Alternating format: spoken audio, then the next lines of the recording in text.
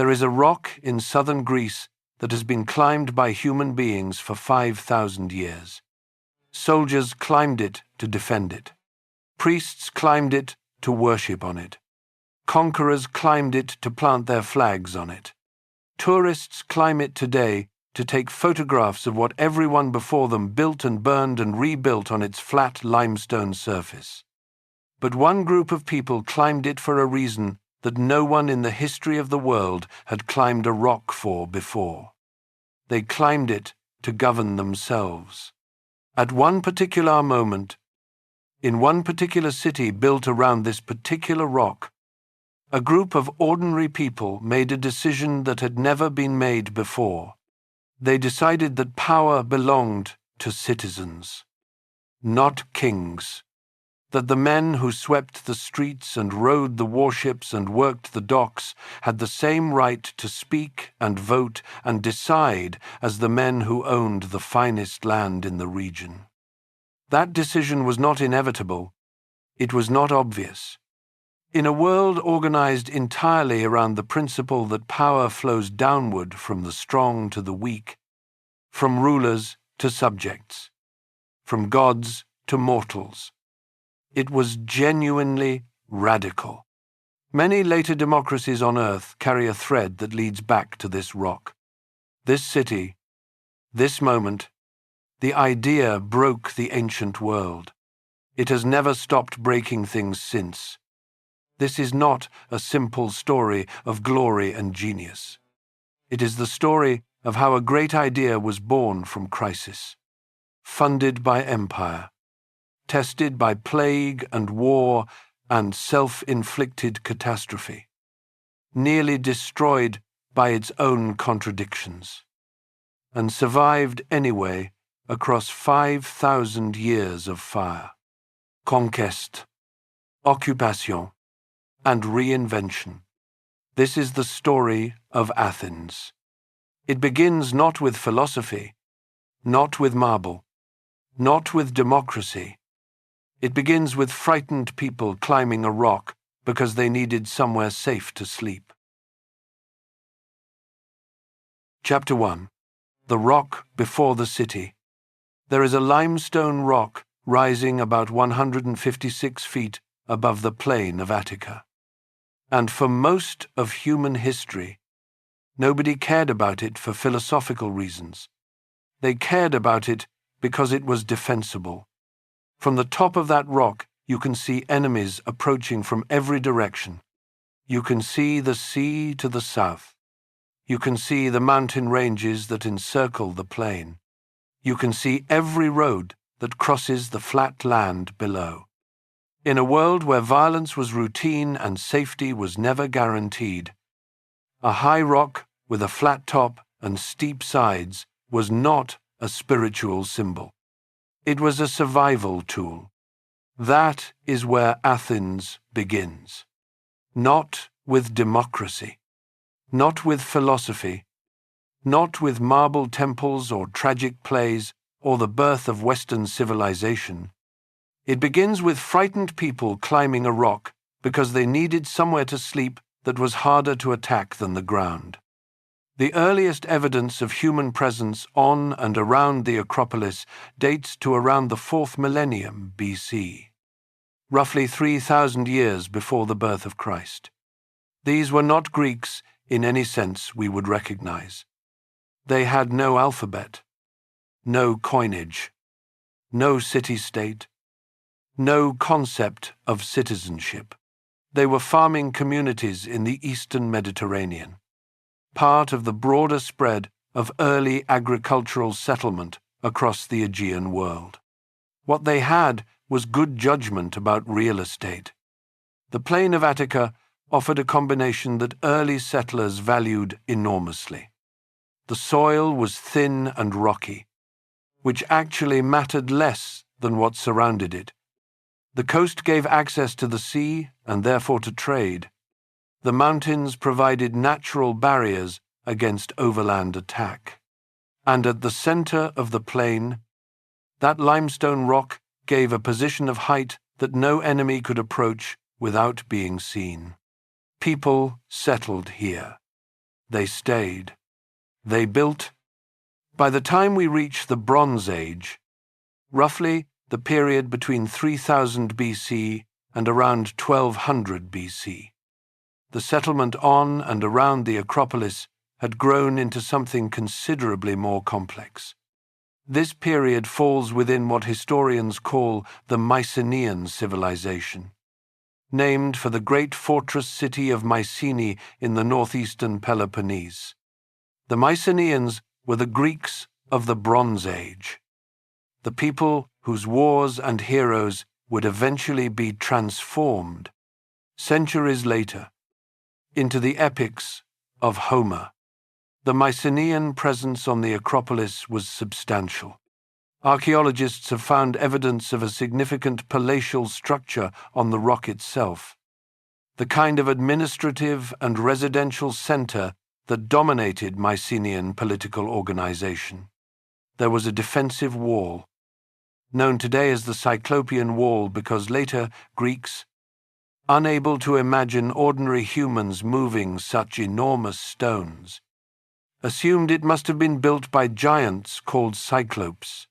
Sections of that original fortification are still visible today, built into the later classical structures that would make the Acropolis famous across the world. This was not a small outpost. The Mycenaean Acropolis was a genuine center of regional power, connected to the wider world of the Eastern Mediterranean, to Egypt, to the Levant, to Anatolia. Trade goods moved in and out. The people here were part of something considerably larger than their rocky hilltop. And then, around 1200 BC, almost everything collapsed. The collapse of the Bronze Age civilizations across the Eastern Mediterranean is one of the great unsolved mysteries of ancient history. Within roughly 50 years, between approximately 1200 and 1150 BC, the Mycenaean palace centers were destroyed or abandoned. The palatial economy vanished. The linear B writing system disappeared entirely. Trade networks that had functioned for centuries broke down simultaneously across multiple regions. The causes are still debated.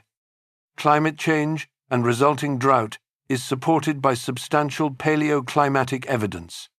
Disruption of trade networks created cascading economic failures.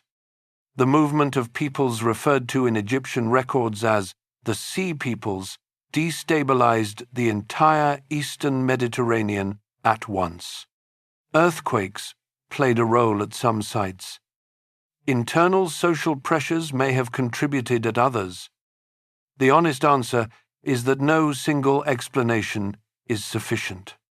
What happened around 1200 BC was a systemic collapse, the kind where multiple stresses interact and amplify each other until the entire structure fails at once. Historians and economists who study systemic risk find the Bronze Age collapse uncomfortably recognizable.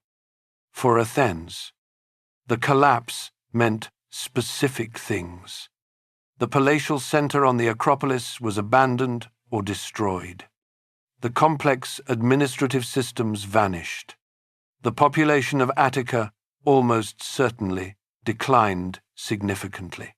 What followed was a period historians call the Greek Dark Ages, running from roughly 1100 BC to about 800 BC. Dark Ages is a loaded term. The period was certainly less complex, less literate, and less connected than what came before and after. But people did not disappear. They contracted. Communities became smaller and more local. The elaborate palatial hierarchies gave way to simpler village-level organization. On and around the Acropolis, life continued. The rock remained what it had always been, a defensible high point in a plain where defensibility still mattered. People clustered around it. They farmed the thin Attic soil. They kept animals. They buried their dead in ways that tell us something about what they believed, even when we cannot read exactly what they meant. What they did not do, for several centuries, was build anything that would have impressed a visitor from the Mycenaean world. But the location remained. And location, in ancient history as in every era, is almost everything.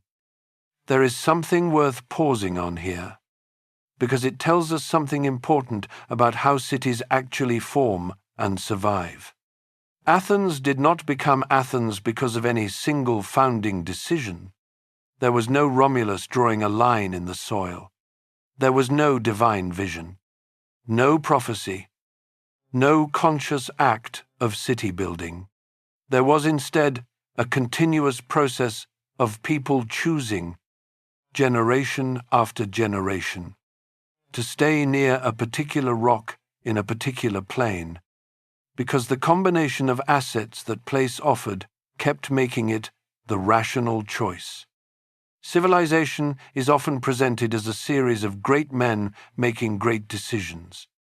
The deeper truth, visible in the archaeology of places like Attica, is that it is mostly ordinary people making practical choices about where to live and how to survive, accumulated across centuries, that creates the conditions in which great decisions eventually become possible. The Greeks of the classical period were separated from their Mycenaean predecessors by several centuries of relative simplicity. They had almost no accurate memory of that Bronze Age world. Homer's Iliad and Odyssey preserved fragments of memory in poetic form. But the Athenians of the 5th century BC were as distant from Mycenaean civilization as we are today from medieval Europe. They were starting from a foundation they could not fully see and did not entirely understand. What they did understand was the rock. The Acropolis had been sacred for as long as anyone could remember. Athena, the goddess of wisdom and warfare, was its divine patron, though the stories of how she came to claim it are themselves a kind of compressed mythological history. According to tradition, Athena and Poseidon competed for the city's patronage. Poseidon struck the rock with his trident and produced a saltwater spring. Athena struck it and produced an olive tree. The citizens judged the olive tree more useful. Athena won. The olive tree was not a trivial symbol. Olives were one of the foundational crops of the ancient Mediterranean economy. Olive oil was food, fuel for lamps, bays for perfume, currency for trade. A goddess associated with the olive tree was a goddess associated with the practical foundations of civilized life. The Athenians were not worshipping pure abstraction. They were worshipping usefulness. That detail matters more than it might seem. Athens, from its very earliest mythological self-understanding, associated its divine patron not with raw power or conquest, but with practical wisdom applied to real problems. The city that would eventually produce Socrates and Plato was already, in its origin stories, a city that valued thinking things through. By around 800 BC, as the Dark Ages were lifting and the wider Greek world was entering what historians call the Archaic period, the settlement around the Acropolis was growing again. Population was recovering. Trade connections were re-establishing themselves. A recognizable community was taking shape, one that would, within the next 2 centuries, begin to develop the political institutions, the social conflicts, and the cultural ambitions that would make it one of the most consequential cities in human history. But that community was also deeply, systematically unjust in ways that would eventually force a reckoning no one before had been willing to face. The rock was still the same rock. The plain was still the same plain. The sea was still visible on the horizon. Something was changing, slowly, in the way the people living here thought about themselves, about power, about who had the right to make decisions and what a community of human beings could actually become. That change would take another few centuries to arrive. It would be difficult, violent, and contested at every step, but it was beginning. Chapter 2. The Birth of the Polis. Imagine you are a farmer in Attica, sometime around 700 BC. You do not own the land you farm. You work it under arrangements that have existed for generations. Arrangements that give the aristocratic families of the region control over the soil, the harvest, and a significant portion of what you produce. In a good year, you survive. In a bad year, when the harvest fails or disease takes your animals, you borrow. You borrow from the men who already own everything, and the collateral you offer, because it is the only collateral you have, is yourself and your family. If you cannot repay, you become a debt slave. Your children become debt slaves. The same men who already own the land now own you. This was not an Athenian invention. This was the default condition of agricultural societies across the ancient world. What made Athens different was not that this system existed. What made Athens different was that enough people eventually decided, through a long and painful process, that it was not acceptable, and that something could actually be done about it.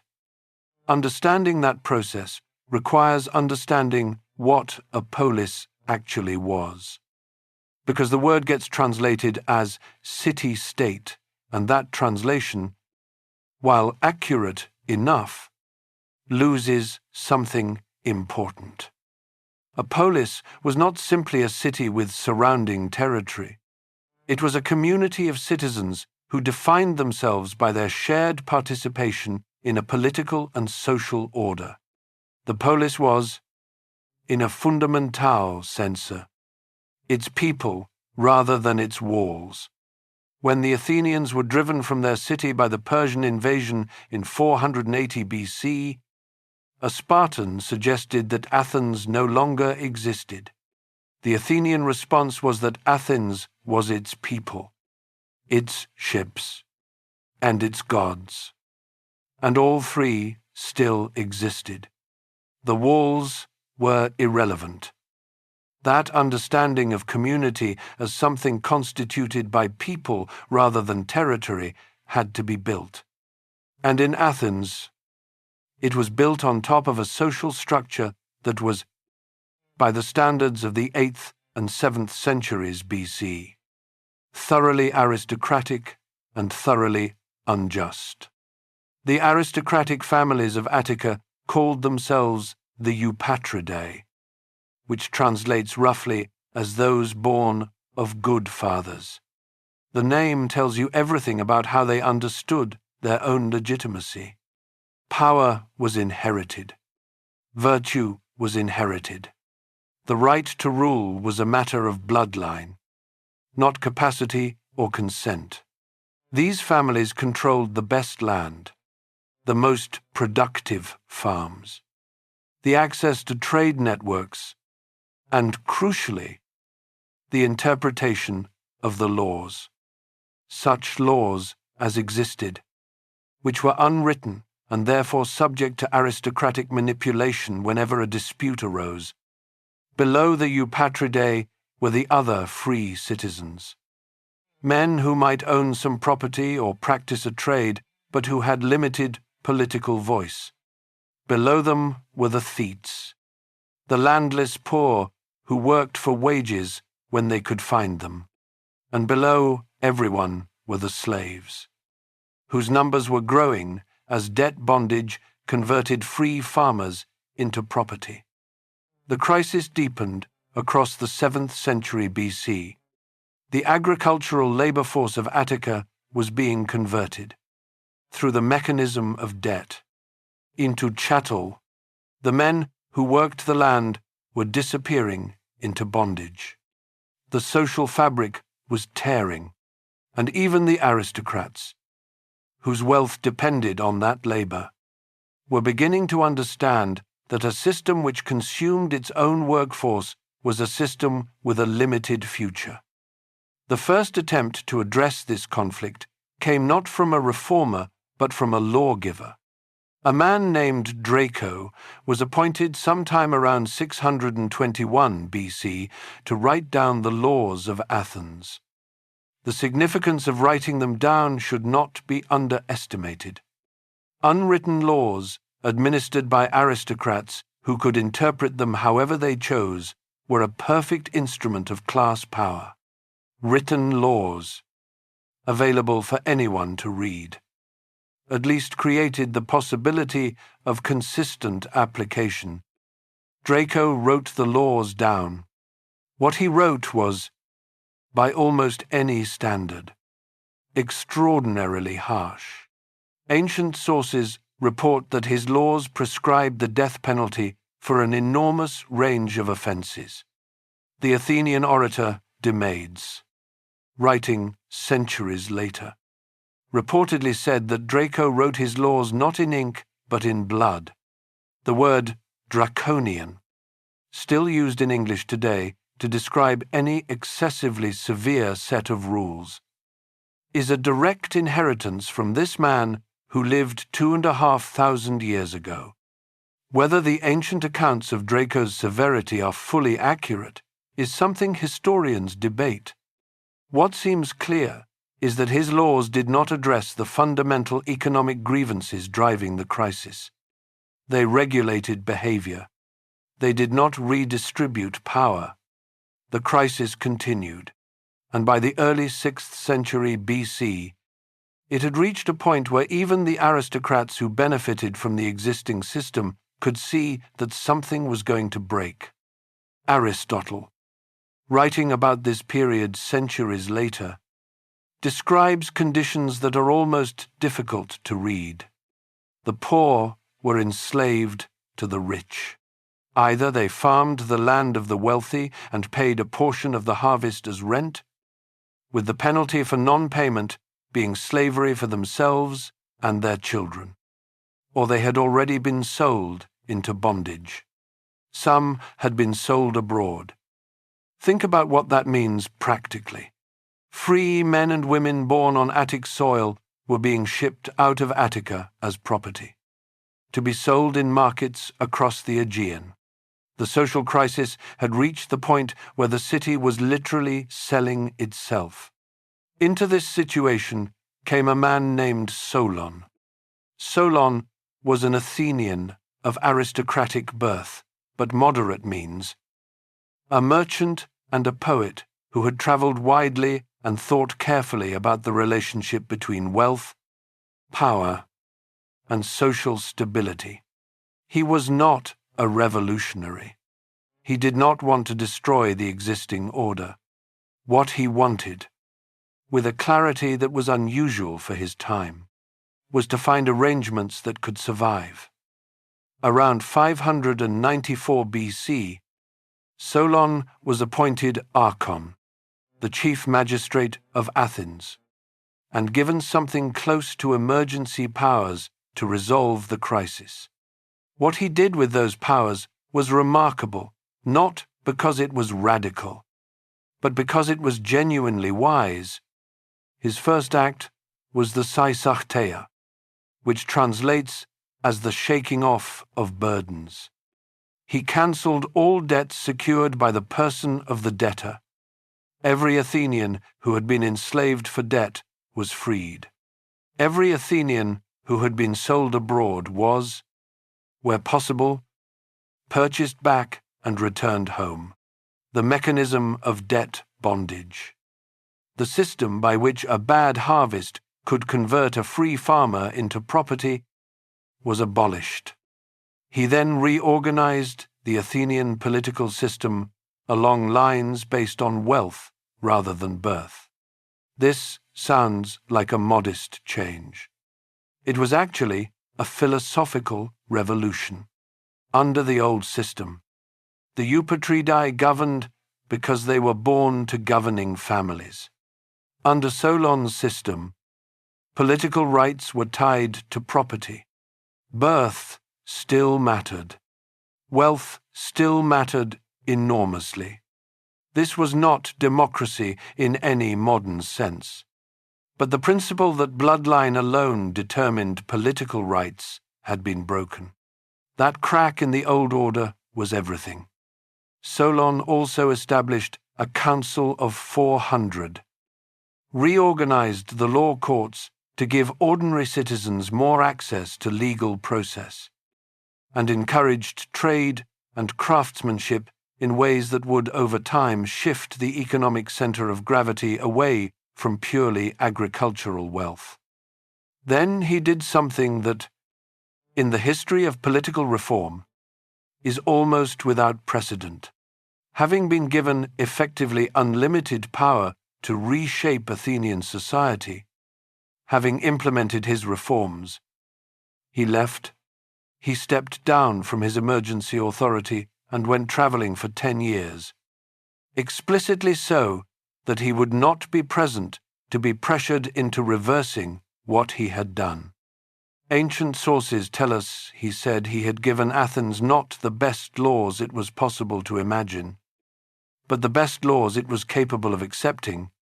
That distinction between the ideal and the achievable, between what a philosopher might design and what a real society could actually absorb, is one of the most important observations in the history of political thought. Solon's reforms did not produce immediate stability. In his absence, factional conflicts reasserted themselves.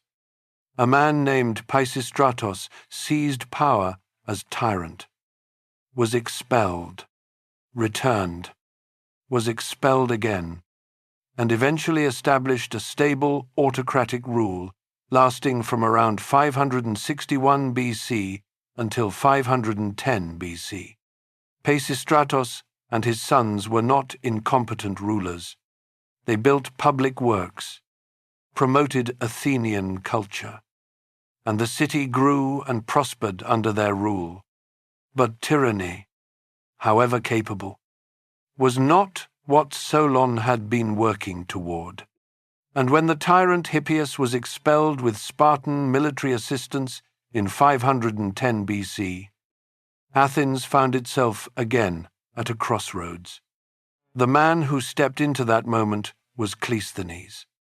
Cleisthenes was a member of the powerful Alcmaeonid family, one of the great aristocratic clans of Athens. He had been in exile during the later years of the tyranny. When he returned, he found himself in political competition with another aristocrat named Isagoras. Isagoras won the archonship for 508 to 507 BC. Cleisthenes, facing defeat through the traditional mechanisms of aristocratic competition, made a decision that changed everything. He appealed to the people. The phrase sounds simple. The act was extraordinary. Cleisthenes, born to one of the oldest aristocratic families in Athens, went to the ordinary citizens and proposed reforms that would give them genuine political power in exchange for their support. His reforms were sweeping and deliberately designed to break the power of the old aristocratic networks. He reorganized the citizen body into 10 new tribes, replacing the 4 old tribes organized along kinship and regional lines that aristocrats had used to control blocks of dependent clients. The new tribes were constructed artificially, mixing citizens from different regions of Attica so that each tribe contained men from the coast, the inland plain, and the city area. The old bonds of local loyalty were deliberately scrambled. He created a new council of 500, with 50 members from each tribe, selected by lot. Selection by lot was a radical idea. It meant the council was not composed of men who had won elections, which wealthy and well-connected candidates could more easily do, but of men chosen randomly from the citizen body. He established the practice of ostracism, a mechanism by which the assembly could vote to exile a citizen for 10 years without any formal charge or trial. The purpose was to remove anyone who seemed to be accumulating dangerous levels of personal power. It was democracy's self-defense mechanism, a way for the community to protect itself against the emergence of another tyrant. The system Cleisthenes created in 508 to 507 BC is what historians generally identify as the birth of Athenian democracy. The word democratia means, literally, power of the people. But here is what the textbooks often miss, and what matters enormously for understanding what actually happened. Cleisthenes did not invent democracy because he had read a philosophical treatise arguing that popular sovereignty was the morally correct basis for government. He invented it because he was losing a political competition and needed an ally. The ally he chose was the Athenian people. The price he paid for that alliance was genuine power sharing. Democracy in Athens was not born from idealism.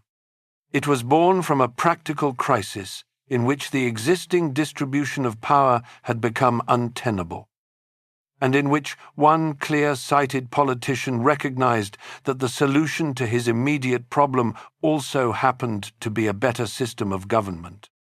That is not a cynical observation. It is, in some ways, a hopeful one. The greatest political innovation in the ancient world did not require a philosopher king or a visionary founder. It required a crisis, a reformer who understood what the moment demanded, and enough ordinary people willing to take the power they were being offered. Athens in 507 BC was not yet the city that would build the Parthenon, produce Socrates, or defeat the Persian Empire. It was a mid-sized Greek city with a newly minted democratic constitution, surrounded by more powerful neighbors, facing an uncertain future, but it had just done something no city had done before. It had decided, formally and institutionally, that the men who swept the streets and worked the docks and rowed the warships had the same right to speak in the assembly as the men who owned the finest land in Attica. That decision was imperfect, limited in ways we will examine, and contested from the moment it was made. It was also one of the most consequential political acts in human history. Chapter 3. How Democracy Learned to Govern. Democracy does not run itself. The idea that power belongs to citizens rather than kings is beautiful in the abstract. In practice, it raises immediate and brutal questions. Which citizens? How do they exercise power? Who counts? What prevents the wealthy from dominating anyway through their superior resources? Their networks, their ability to spend time on politics while others must spend time working. What stops the majority from simply voting to take whatever the minority has? These were not theoretical questions. They were practical administrative problems that the Athenians had to solve in real time. in a city simultaneously managing external threats, internal class tension, and the ordinary business of feeding, housing, and governing a growing population. The democratic system Cleisthenes had created was a framework, not a finished structure. Athens, in 507 BC, had the bones of democracy. What it needed now was to learn how to use them. The core institution of Athenian democracy was the ecclesia, the assembly of citizens. Every adult male citizen of Athens who had completed military training had the right to attend the assembly, to speak, and to vote. The assembly met on a hill called the Pnyx, just to the southwest of the Acropolis. At its fullest, it could accommodate several thousand people, though attendance varied considerably depending on the urgency of the business at hand. The assembly voted on war and peace. It voted on foreign alliances. It voted on major public expenditures. It voted on whether to exile a citizen. It was, in its scope, an experiment in direct participation, unlike anything the ancient world had seen. But notice immediately what it excluded. Women had no political rights. Slaves, who made up perhaps a third of the population of Attica, had no rights at all. Metics, the free, non-citizen residents of Athens who might have lived in the city for generations and contributed enormously to its economy, could not vote. The demos, the people, was in practice a specific subset of the total population. Adult male citizens of Athenian parentage exercised power on behalf of a community that included many more people than had any say in how it was governed. This is not a minor qualification. It is a central fact about Athenian democracy, one that the Athenians themselves were not entirely blind to, even if they never resolved it. The point is not to condemn Athens by the standards of the 21st century. The point is to understand what Athens actually was, rather than the idealized version that gets invoked whenever politicians want to claim the mantle of ancient wisdom. The Council of 500 served as the practical executive body of the democracy, selected by lot from the citizen body, with 50 members from each tribe serving for 1 year. The council prepared the agenda for the assembly, managed the day-to-day business of the city, and handled the enormous administrative work that a functioning state requires. Because service was by lot and rotated annually, a remarkable proportion of Athenian citizens would serve on the council at some point in their lives. This was not incidental. It was the mechanism by which the experience of governance was distributed across the citizen body rather than concentrated in a permanent class of officials. Most Athenian men who lived long enough would spend at least some period of their lives actively managing the affairs of their city. That was a genuinely radical idea. The law courts operated on a similar principle. Juries were large, often numbering in the hundreds, selected by lot from eligible citizens. There were no professional judges in the modern sense. Cases were decided by citizen juries whose composition changed with each trial. This made bribery considerably more difficult and democratic participation considerably more real.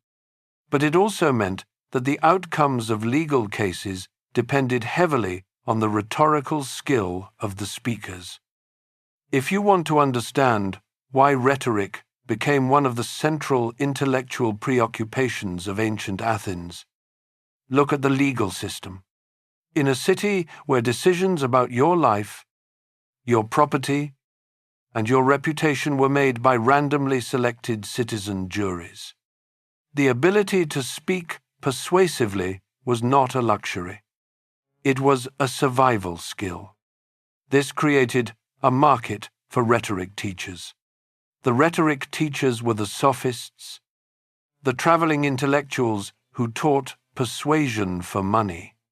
The sophists created the reaction against them by thinkers like Socrates, who believed that teaching persuasion without regard for truth was a form of corruption. That reaction created the entire philosophical tradition of Plato and Aristotle. A major thread of Western philosophy begins, in a very direct sense, with the practical requirements of Athenian democratic legal procedure. In the years immediately following Cleisthenes' reforms, the new democracy faced its first real test. Neighboring city-states, particularly Sparta and Corinth, were not enthusiastic about a democratic Athens. Sparta, which ran an oligarchic system dependent on the suppression of a large enslaved population called the Helots, was particularly alarmed. A democratic neighbor was a political model that might inspire inconvenient ideas. Athens fought back against military pressure from multiple directions and won. Herodotus, the first great historian of the ancient world, attributes this directly to the effects of democratic participation. He writes that as long as the Athenians were held down by a despot, they were no better in war than any of their neighbors. But once they were freed, each man was eager to achieve something for himself. The military success reinforced the political reforms. The reforms reinforced the military success. Then, in 483 BC, a spectacularly rich new seam of silver was discovered at the mines at Larion in southeastern Attica. The question of what to do with this windfall became one of the great political debates of early Athenian democracy. One proposal, supported by conservative politicians, was to distribute the silver directly to the citizens, a dividend from the state's good fortune. A general and politician named Themistocles had a different idea. He proposed using the silver to build a fleet of 200 warships called triremes. The assembly voted for the fleet. This decision, made by ordinary Athenian citizens voting on a hill southwest of the Acropolis, was one of the most consequential military and political choices in ancient history. The fleet would defeat the Persians at Salamis. It would make Athens the dominant naval power in the Aegean. It would fund the construction of the Parthenon. It would create the conditions for the entire Athenian Golden Age. And it was made by vote. There is a social dimension to the naval decision that matters just as much as the strategic one. A single trireme needed roughly 170 rowers to function effectively. 200 triremes required somewhere in the range of 34,000 rowers. The fleet was rowed substantially by the Thetes, the poorest class of citizens, and by metics and some freed slaves. Men who row your warships have leverage. Men who understand that your naval supremacy depends on their willingness to sit on a bench and pull an oar for hours, have something to say about how the city is governed. The expansion of the Athenian navy was also, inevitably, an expansion of democratic pressure from below. The poorer citizens who made the fleet possible would increasingly demand and receive a greater voice in the democracy they were defending with their bodies. Democracy in Athens was not a fixed system handed down complete by Cleisthenes in 507 BC. It was a living political arrangement that evolved continuously in response to social pressures, military demands, and the practical requirements of governing a complex and growing city. What remained constant was the underlying principle, contested and imperfect as its implementation always was. Citizens had the right to govern themselves. They were not subjects of a king or clients of an aristocracy. They were participants in a shared political community whose decisions were their own. That principle was about to be tested in the most dramatic way possible, by the largest empire the ancient world had ever seen. The democracy that had just learned to walk was about to be asked to run for its life. Chapter 4. Fire and Glory, the Persian Wars.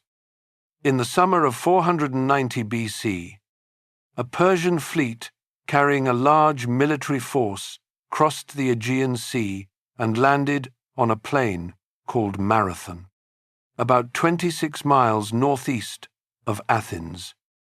Ancient sources disagree significantly on the size of that force, and modern historians continue to debate the numbers. What is not in dispute is what they represented.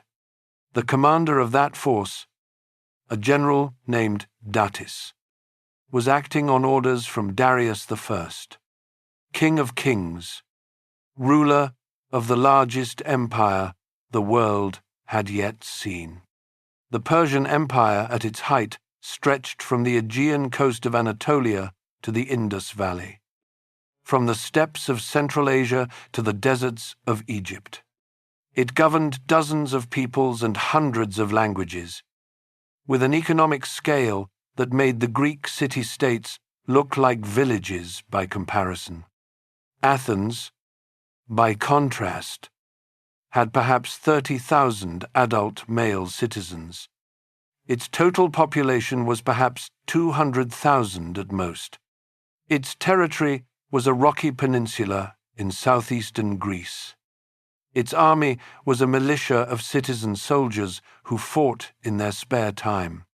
By any rational calculation, what was about to happen should not have happened the way it did. The background to the invasion requires understanding what Greece looked like to Darius. The Greek city-states along the coast of Anatolia, the region the Greeks called Ionia, had been part of the Persian Empire since the conquests of Cyrus the Great in the 540s BC. In 499 BC, the Ionian cities rose in rebellion against Persian rule. Athens and the city of Eretria had sent ships and soldiers to support the rebels. During the revolt, the rebels briefly burned the Persian regional capital at Sardis. The revolt was eventually crushed. Darius did not forget who had helped start it.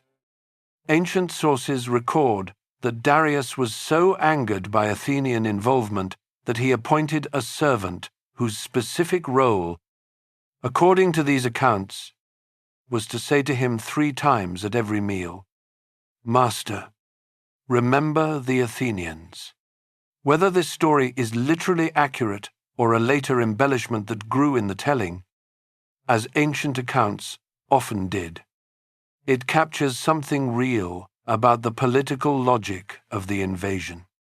Darius needed to punish Athens, demonstrate the cost of opposing Persian power, and establish a more permanent presence in the Aegean.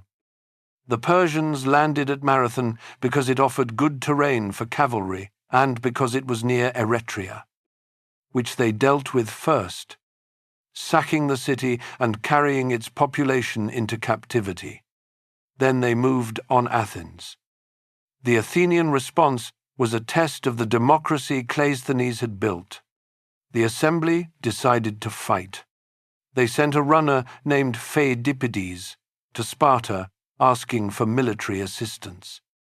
Sparta said it would come, but was delayed by a religious festival.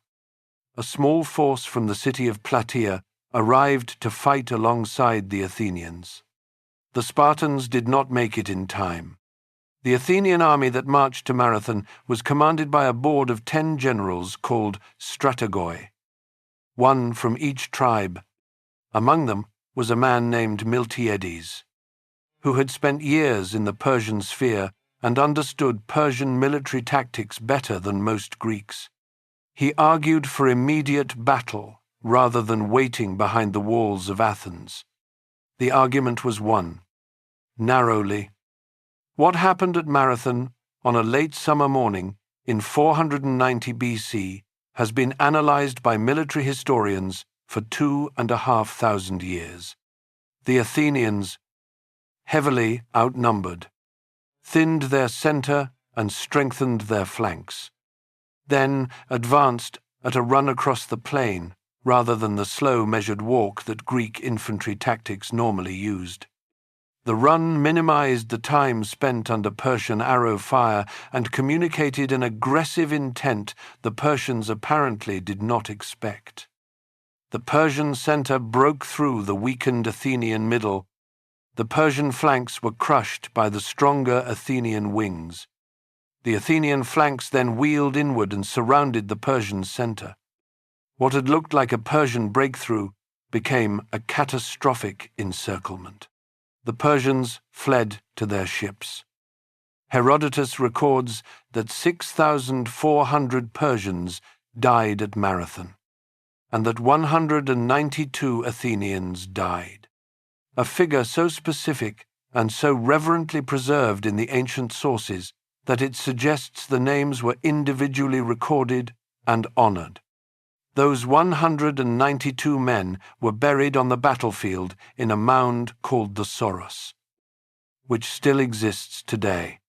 Visitors to the plain of Marathon can stand beside it and understand, in a way that no textbook fully captures, how small the force was that changed the course of Western history.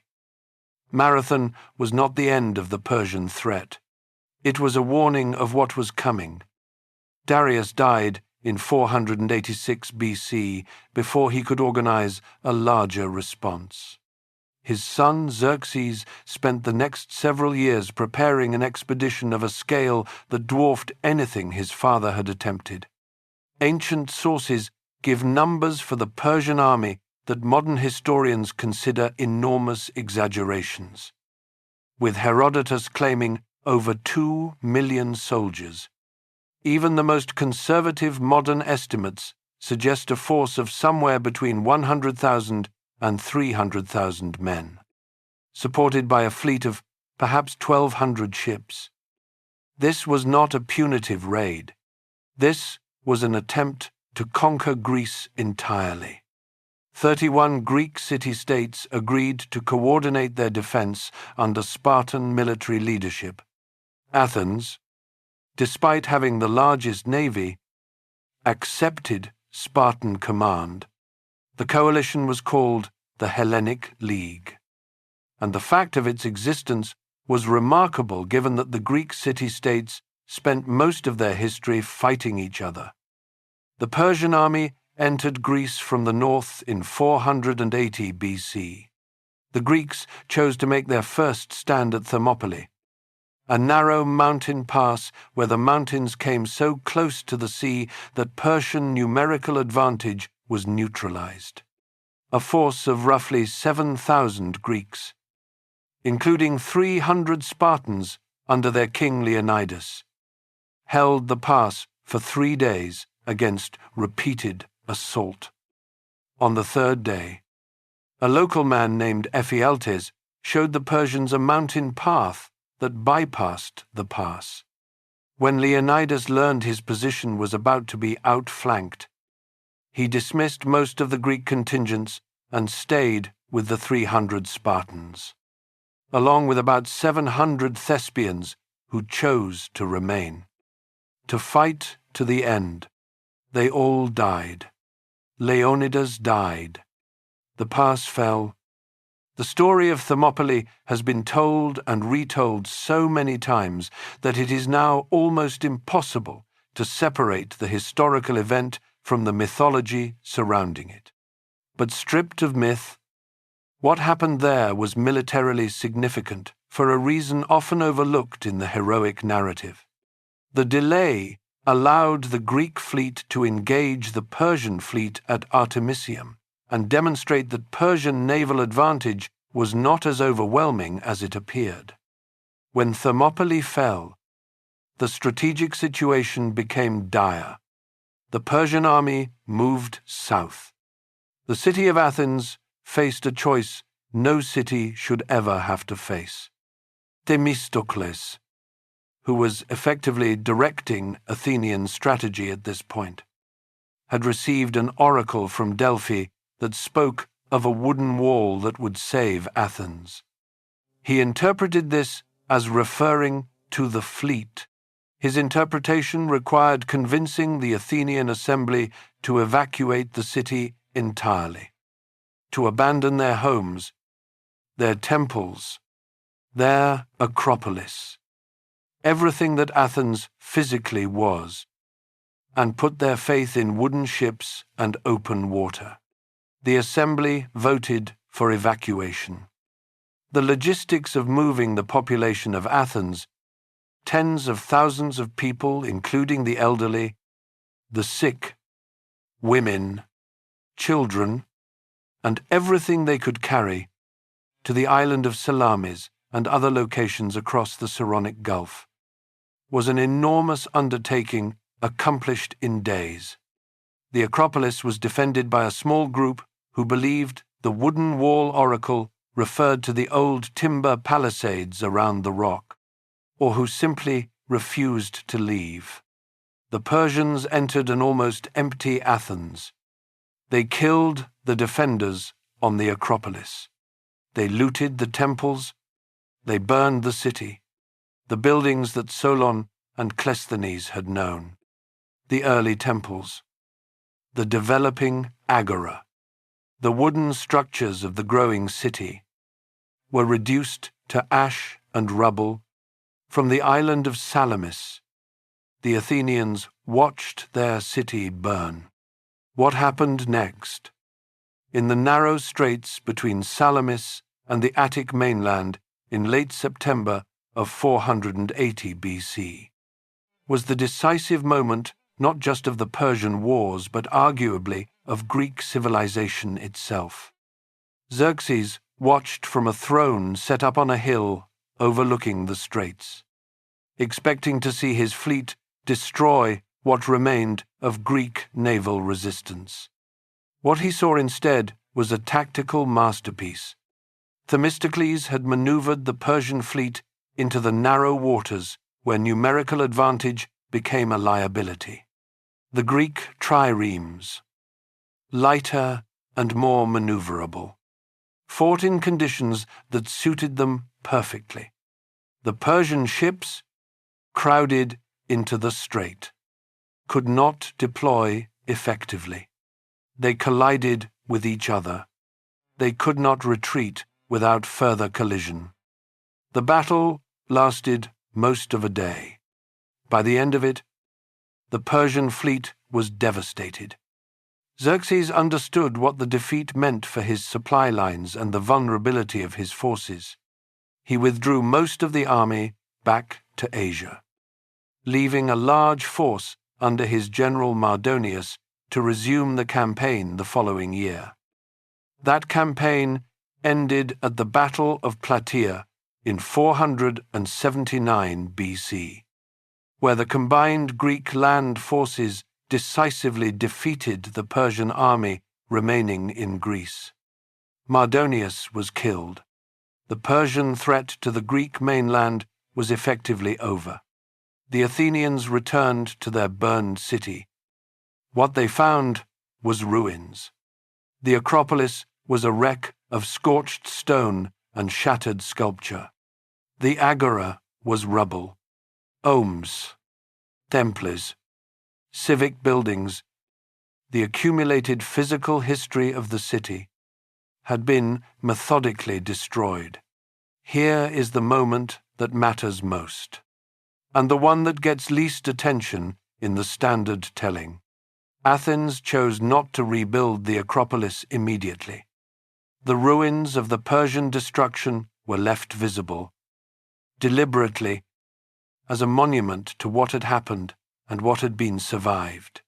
The broken drums of temple columns were built into the north wall of the Acropolis, where you can still see them today.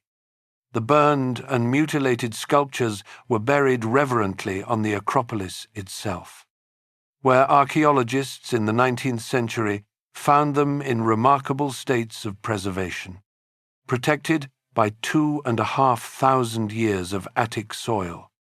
This was a political and cultural decision of extraordinary sophistication. Athens was saying to anyone who visited, to the wider Greek world, to future generations, look what they did to us. Look what we survived. The ruins were not shame. They were testimony. And from that testimony, from that particular combination of military victory and cultural memory and democratic energy, the Athenians would build something in the following decades that has never quite been replicated in the 25 centuries since. But first, they had to understand what they had become. A city that had evacuated itself, watched its home burn from an island, won an impossible naval battle, and returned to start again from rubble was not the same city that had sent its men to Marathon 10 years earlier. It was something harder, something that had been tested at the deepest level and had not broken. What a city does with that knowledge determines everything that follows. Chapter 5. The Golden Age Pericles and the Acropolis. In the spring of 447 BC, construction began on a building that would become arguably the most influential piece of architecture in human history. The workforce was enormous by ancient standards. Thousands of workers, the finest sculptors, architects, and craftsmen in the Greek world, were employed over the following 15 years.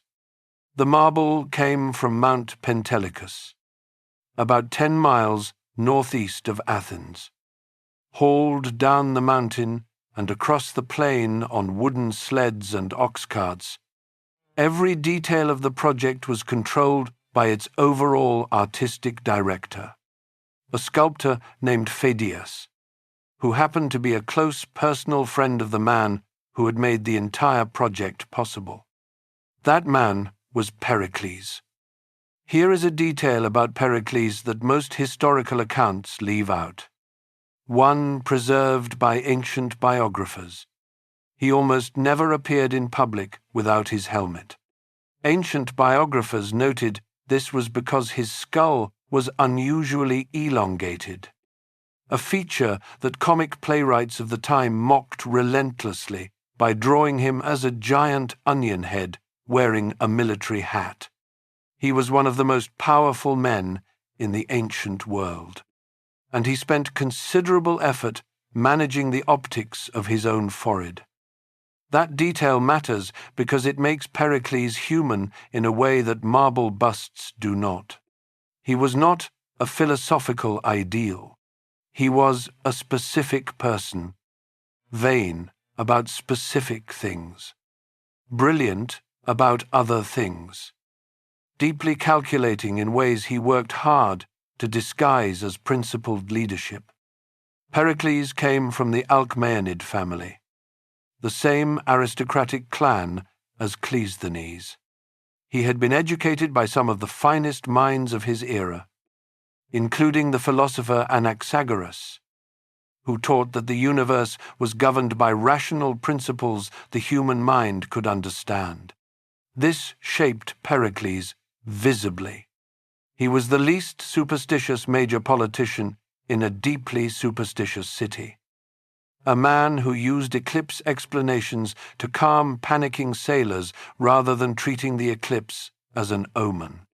He entered Athenian politics in the 460s BC and spent the following 2 decades systematically dismantling the power of the conservative aristocratic faction led by a politician named Cimon. The struggle between them was not simply a personal rivalry, it was a conflict over what kind of city Athens should be. Cimon believed in closer ties with Sparta and a foreign policy focused on containing Persia. Pericles believed in Athenian dominance of the Aegean and confrontation with Sparta for that dominance. By around 461 BC, Pericles had won. Cimon was ostracized, and Pericles set about remaking Athens with an energy and clarity of vision that was, by any standard, remarkable. The democracy he deepened was more radical than anything Cleisthenes had created. He introduced pay for jury service, which allowed poorer citizens who could not afford to take unpaid days away from work to participate in the law courts. He tightened the citizenship law, restricting Athenian citizenship to those whose parents were both Athenian citizens. This had the paradoxical effect of making the demos more exclusive even as he made participation within it more accessible. The pay for public service was the reform that mattered most practically. It was also the reform that conservatives found most offensive, because it meant that the entire citizen body, not just those wealthy enough to participate without compensation, could now genuinely engage in democratic governance. The poor man who rode a trireme could also serve on the jury that decided his neighbor's lawsuit and vote in the assembly on whether to go to war. He was, in the fullest sense that the 5th century could manage, a political participant. This expansion of participation created an Athens that was more genuinely democratic than any previous version. It also created an Athens that was considerably more expensive to run. The money came from empire. After the Persian Wars, Athens had used its naval supremacy to organize the Delian League, a defensive alliance of Greek city-states that pooled resources to maintain a fleet against any future Persian threat. Athens, which provided the organizational leadership and the most ships, gradually converted the League from a voluntary defensive alliance into something that looked considerably more like an Athenian empire. In 454 BC, the League treasury was moved from the sacred island of Delos to Athens. The distinction between the League treasury and the Athenian treasury became, at that point, largely academic. The Parthenon was funded substantially from this treasury. So were the other great building projects on the Acropolis. The Propylaea, the monumental gateway, the Erechtheion with its famous porch of the Caryatids, the Temple of Athena, Nike. Pericles was entirely open about this with the Athenian assembly. He argued that Athens owed the allies only their agreed obligation, which was protection from Persian attack. As long as Athens provided that protection, it was free to spend the surplus however it chose. The allies had no right to inspect Athenian accounts. The allies disagreed. But disagreement with Athens on financial matters in the mid-5th century BC tended to be resolved by the Athenian navy appearing in your harbor. This is the part of the Athenian Golden Age that the celebration of democracy and philosophy tends to skip. The Parthenon was built with tribute extracted from cities that had no say in how their money was spent. The democracy that Pericles deepened was a democracy of Athenian citizens, funded by the coerced contributions of non-Athenians who had no democratic rights in Athens at all. This was not a secret. It was a matter of open political debate, holding both things in mind simultaneously.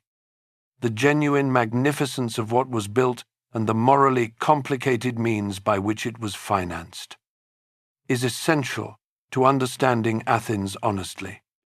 The Parthenon that was completed by 432 BC was, in architectural terms, a work of extraordinary sophistication.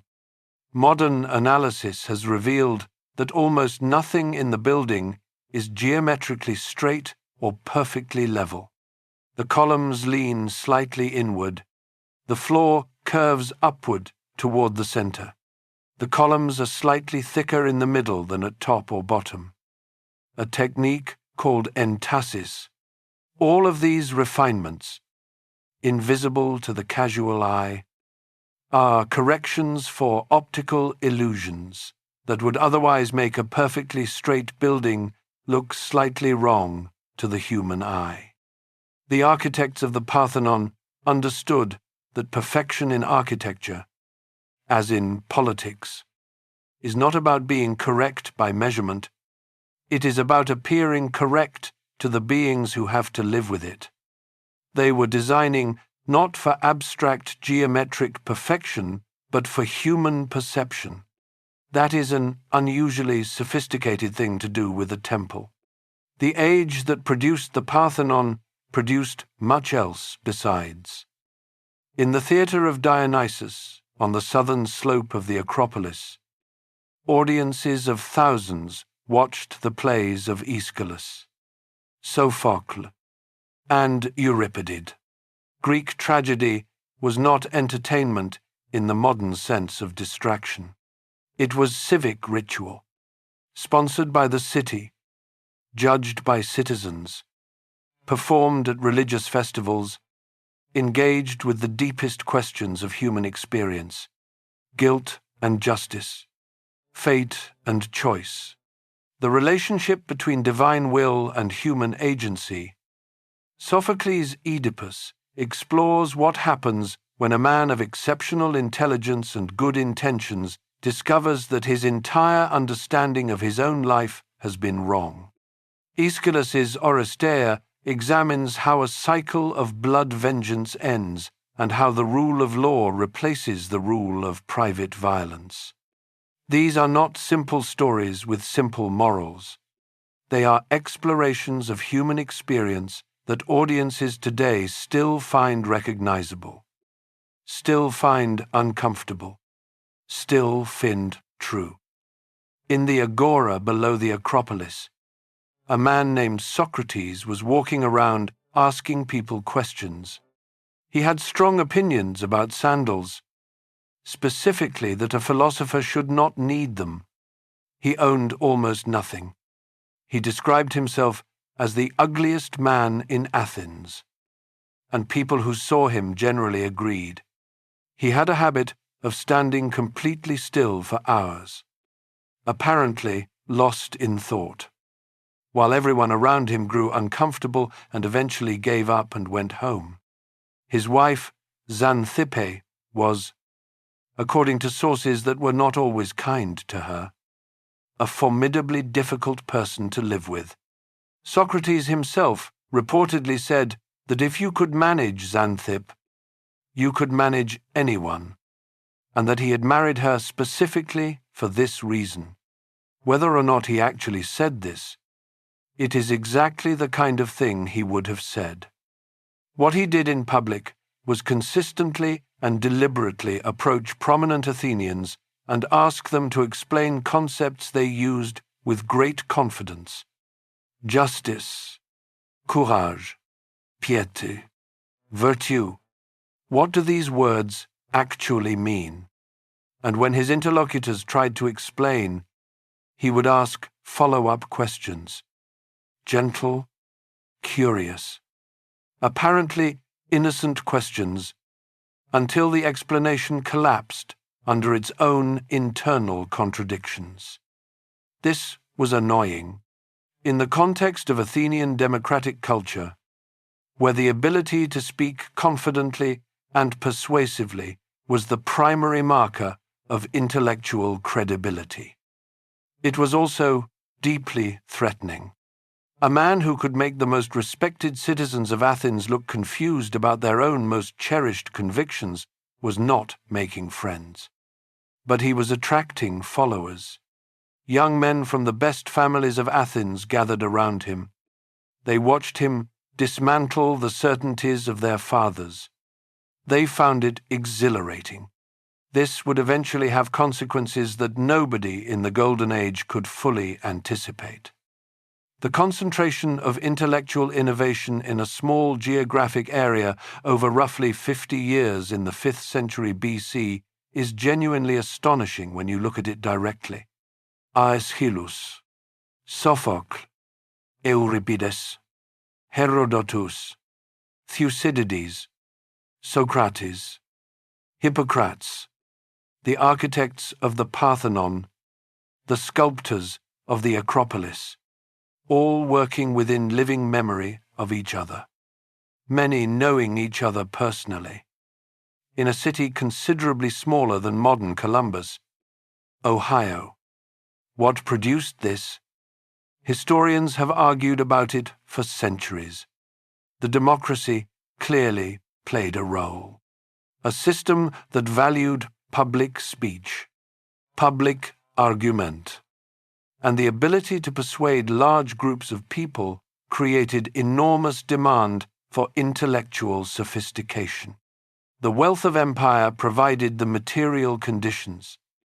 The shock of the Persian Wars created the cultural energy, the sense of having survived something almost unsurvivable and emerged with a mission.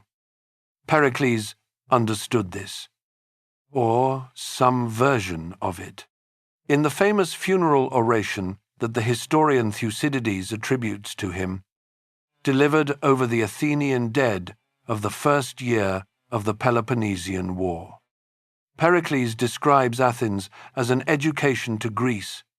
He argues the city is proof that a democracy can produce greatness, that ordinary men given genuine power can build something extraordinary. The speech is magnificent.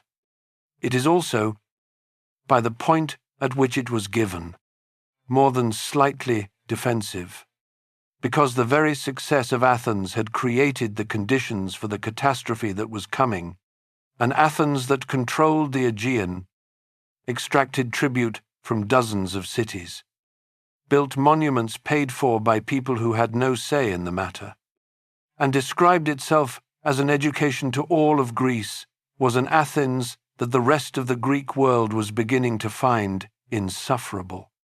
Sparta had watched Athenian power grow for decades with increasing alarm.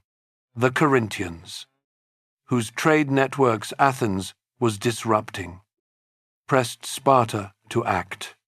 In 431 BC, Sparta and its allies declared war on Athens. The Golden Age did not end immediately. The Parthenon was still being finished when the war began. Sophocles was still writing plays. Socrates was still walking around the agora, asking questions that made generals uncomfortable. But the conditions that had made the Golden Age possible were about to be subjected to a test that Pericles himself, in his most honest moments, probably knew the city might not survive intact. The education of Greece was about to educate itself in the cost of its own greatness. Chapter 6. The Self-Destruction, the Peloponnesian War. There is a tree in Attica that takes 40 years to fully mature. The ancient Athenians knew this. They planted olive trees not for themselves, but for their grandchildren. The groves that covered the Attic plain in the 5th century BC represented generations of accumulated patience, generations of people who believed the future was worth cultivating. In the summer of 431 BC, the Spartan army crossed the border into Attica and began cutting them down. They burned farms. They ruined wells. They moved systematically across the countryside, turning the most productive land in Attica into scorched earth. This was not simple cruelty. It was a calculated strategy. If Athens sent its citizen army out to defend the countryside, the Spartan infantry, widely regarded as the finest in the Greek world, would destroy it in open battle. Pericles refused to take the bait. His strategy was the opposite of everything Athenian military tradition and Athenian pride demanded. He ordered the population of the Attic countryside to abandon their farms and come inside the walls of Athens. He refused to send the army out. He would use the fleet to raid the Peloponnesian coast, maintain the empire that paid for everything, and wait for Sparta to exhaust itself. It was strategically sound. For the people who had to implement it, it was a form of controlled agony. The farmers of Attica who packed up their portable possessions and walked into Athens were watching their livelihoods burn behind them. The city that received them was not prepared for the influx. The spaces between the long walls connecting Athens to its port at Piraeus filled with improvised shelters. Conditions were crowded, uncomfortable, and as it turned out, catastrophically dangerous. In the summer of 430 BC, something arrived in Athens that no military strategy could address. The plague, Thucydides, who contracted it and survived, gave an account of its symptoms so precise and so clinical that physicians and epidemiologists have been trying to identify the pathogen ever since. Modern candidates have included typhoid fever, smallpox, and several other diseases. The debate has not been resolved. Though DNA analysis of skeletal remains from an ancient Athenian burial site has provided some evidence pointing toward typhoid fever, what is beyond dispute is the scale of the devastation. The crowded conditions created by the rural population sheltering inside the city walls made Athens a perfect environment for infectious disease to spread. The plague killed somewhere between a quarter and a third of the Athenian population over roughly 4 years.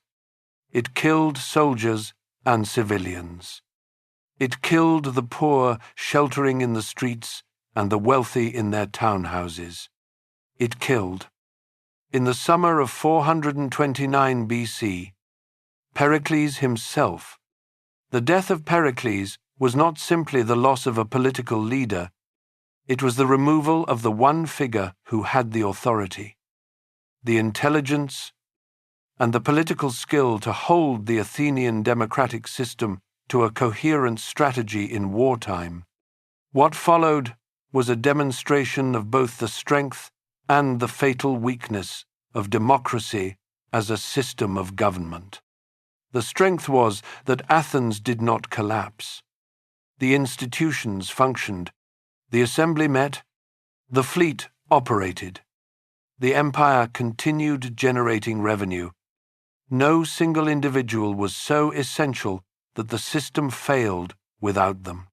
The weakness was that the assembly, now composed of men who had watched their farms burn, their relatives die of plague, and their city battered for 2 years with no decisive result, was susceptible to leaders who offered simpler answers than Pericles had.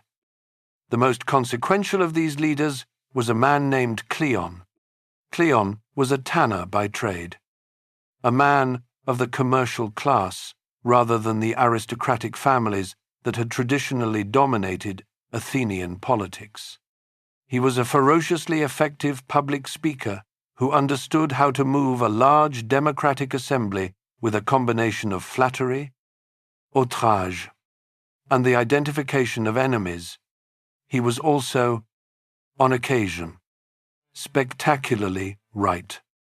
His most famous moment of being right came in 425 BC, when the Athenians had managed to trap a force of several hundred Spartan soldiers on the island of Sphacteria near Pylos, trapping Spartans was extraordinary. The Spartan military reputation was such that most Greeks assumed they would fight to the death rather than surrender.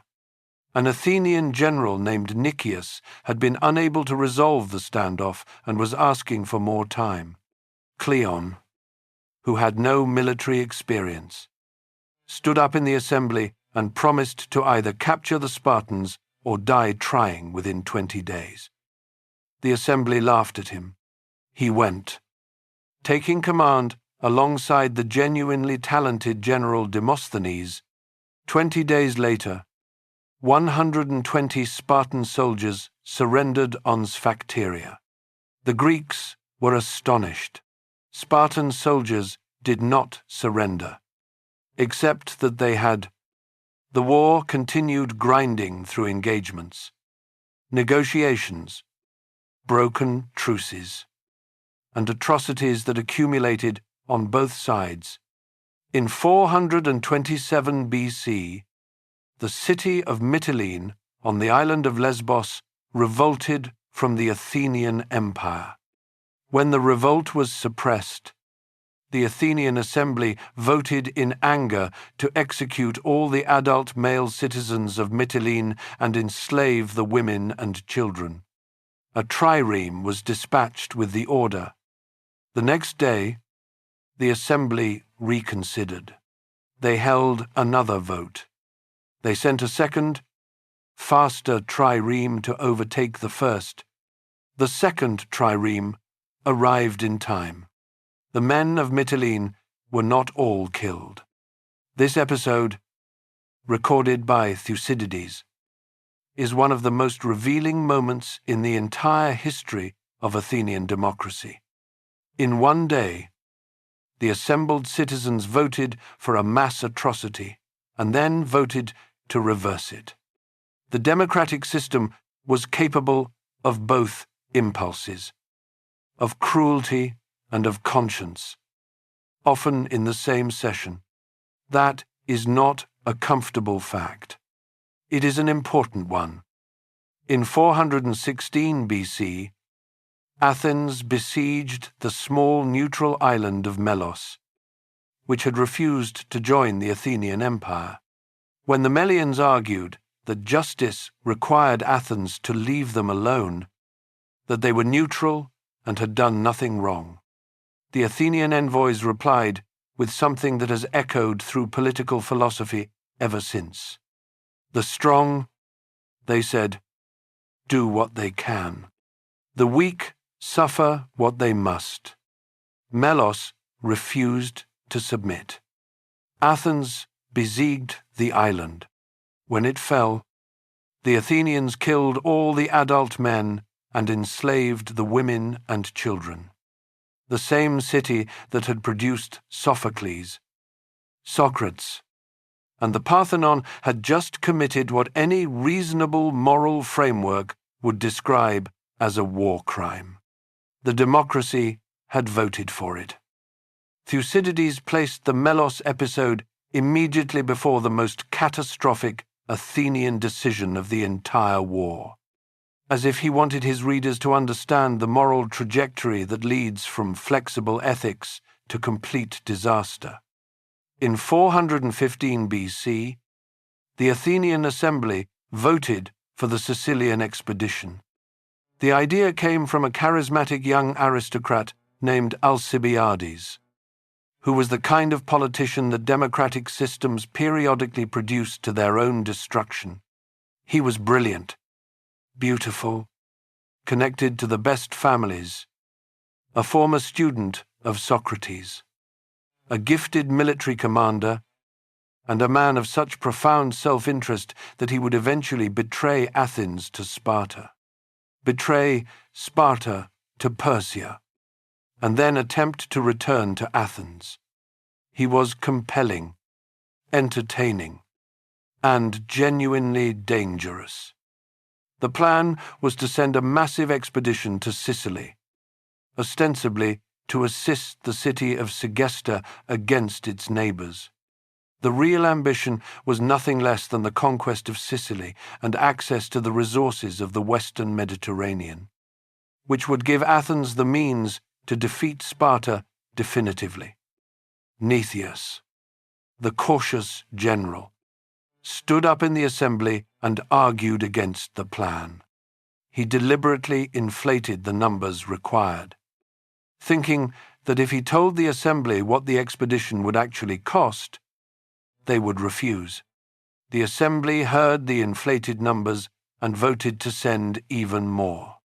The expedition that left Athens in 415 BC was the largest naval force Athens had ever assembled. 134 triremes, 5,100 heavy infantry, thousands of additional troops, rowers, and sailors. The departure from Piraeus was a spectacle the entire city turned out to witness. Ships as far as the eye could see, their bronze rams catching the morning light on the water. It was also, in retrospect, the moment Athens began to die. The Sicilian expedition was a catastrophe of a completeness that is almost difficult to comprehend. Athenian forces became bogged down in a siege of the city of Syracuse. Reinforcements were sent and were not enough. The Spartan general Gylippus arrived to assist Syracuse. The Athenian fleet was defeated in the harbour. The land army tried to retreat overland. It was surrounded, harassed, and eventually destroyed. Over the 2 years of the Sicilian campaign, Athens lost approximately 200 triremes and their crews, perhaps 40,000 men in total across the expedition and its reinforcements. These were not just military losses. They represented a significant portion of the skilled rowers, experienced soldiers, and adult male citizens of a city that could not easily replace them. Thucydides, describing the final destruction of the Athenian forces, writes that the land army was defeated and gone entirely, that few out of many returned home. The men who did eventually make it back from Sicilian captivity were the remnant of a generation. Athens, remarkably, did not surrender. The city absorbed the greatest self-inflicted military disaster in its history and kept fighting. New ships were built, new alliances were sought. But Athens was now fighting from weakness rather than strength. Sparta, with Persian financial assistance that the Athenians found bitterly ironic, built a fleet capable of challenging Athenian naval supremacy. The empire began to fall apart as subject cities revolted. In 404 BC, after the Athenian fleet was destroyed at the Battle of Aegospotami through a combination of Spartan skill and Athenian carelessness, Athens finally surrendered. The long walls were torn down to the music of flutes.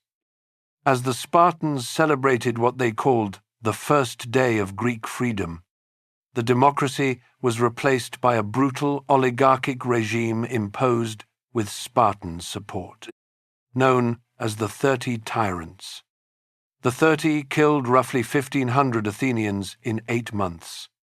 They drove thousands more into exile. They confiscated property and silenced opposition with a thoroughness Athens had never seen before. But they overreached. The exiles organized. They returned by force. The democracy was restored in 403 BC. A general amnesty was declared. The crimes of the 30 and their supporters were, with specific and limited exceptions, forgiven rather than prosecuted. Athens had survived Sparta. It had survived the 30. It had survived the plague and the Sicilian disaster and 27 years of war. Its population was reduced, its empire gone. its walls demolished, its treasury exhausted. And it was still Athens. The Agora was still there. The Acropolis still stood. The assembly still met. But something had changed that no amnesty could address. The confidence of the Golden Age was gone. In its place was something more complicated and more honest. A city that had looked directly at what it was capable of at its worst. At Melos, in Sicily, under the 30, and had to find a way to live with that knowledge. The first thing it did with that knowledge was put Socrates on trial. Chapter 7. Socrates, Plato, Aristotle, the Philosophical Century. In the spring of 399 BC, a jury of 501 Athenian citizens voted to execute the most famous philosopher in the history of Western thought. The man they condemned was 70 years old. He had committed no violence. He had stolen nothing. He had held no political office during the reign of the 30 tyrants. He had spent his entire adult life in conversation with the citizens of Athens about the nature of virtue, knowledge, and the good life. The charges were impiety and corrupting the youth of Athens. Understanding why Athens killed Socrates requires understanding what Athens had just been through. The city had survived the Peloponnesian War, the plague, the Sicilian disaster, and the 30 tyrants. It was exhausted. It was frightened. And when it looked at the circle of men who had gathered around Socrates over the previous decades, what it found was deeply uncomfortable. Alcibiades, the man who had proposed the Sicilian expedition and then betrayed Athens to Sparta, had been a devoted follower of Socrates. Critias, the most brutal of the 30 tyrants, had also spent time in Socrates' circle. The philosopher, who had spent his life questioning the assumptions of Athenian democracy, had produced, among his students, two of the men most responsible for the disasters that had nearly destroyed it. The accusers of Socrates were not stupid men acting from pure malice. They were men trying to make sense of catastrophe by identifying its intellectual source. The reasoning was wrong in important ways. Socrates had not taught Alcibiades to be a traitor or Critias to be a murderer. He had also, repeatedly, demonstrated his own civic loyalty under genuine pressure. During the illegal trial of the Athenian generals after the Battle of Arginusae, when the assembly was voting to execute them collectively in a procedure that violated Athenian law, Socrates alone among the presiding officers refused to put the illegal motion to a vote. During the reign of the 30, when ordered to help arrest a man later murdered by the regime, Socrates simply went home, but the reasoning that convicted him was not entirely unreasonable either. In a darker way, teaching people to question everything does have consequences. The willingness to hold all conventional beliefs up to rational scrutiny is genuinely destabilizing to societies that depend on shared, unquestioned commitments. Socrates had spent 50 years making Athenians uncertain about things they had been certain of. In a city desperate for certainty after decades of disaster, that was a dangerous thing to be. The trial itself was a demonstration of Athenian legal procedure at its most revealing. His defense speech, recorded by his student Plato in a text called The Apology, is one of the great documents of Western civilization. But it was not designed to win. It was designed to be true. Socrates refused to weep before the jury, as was conventional in Athenian trials. He refused to bring his children forward to arouse sympathy. He refused to beg. He told the jury that he could not stop doing what he had always done, that the unexamined life was not worth living, and that if they acquitted him on condition that he cease his philosophical activity, he would refuse the offer. He then suggested, in a passage that reads as deliberately provocative, that perhaps the appropriate penalty for a man who had spent his life benefiting Athens was free meals at public expense for the rest of his days. The jury found him guilty by a margin of roughly 280 to 221. They then voted on the penalty. Socrates proposed free meals. The jury voted for death, by a larger margin than they had voted for guilt. He spent his last days in prison, talking with his friends, declining an offer of escape that the wealthy Crito had arranged by bribing the jailers. Plato's account of those final conversations, in dialogues called the Phaedo and the Crito, describes a man who approached death with a philosophical equanimity that his friends found both inspiring, to be honest, somewhat exasperating. When the hemlock was brought, Socrates drank it without hesitation. He told his friends to stop weeping. He died still talking. The death of Socrates is the founding trauma of Western philosophy. It is the moment that philosophy became serious in a new way.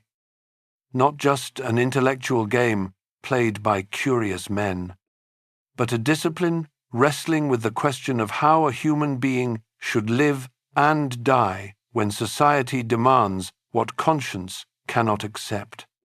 The young man, who was almost certainly present at the trial, was 28 years old.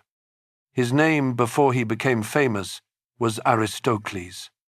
His friends called him Plato, apparently because of his broad shoulders, platos being the Greek word for breadth or width. He was built like a wrestler, which he had actually been in his younger years. He would live to approximately 80. In the 50 years between those two dates, he produced one of the most extraordinary bodies of philosophical writing in human history.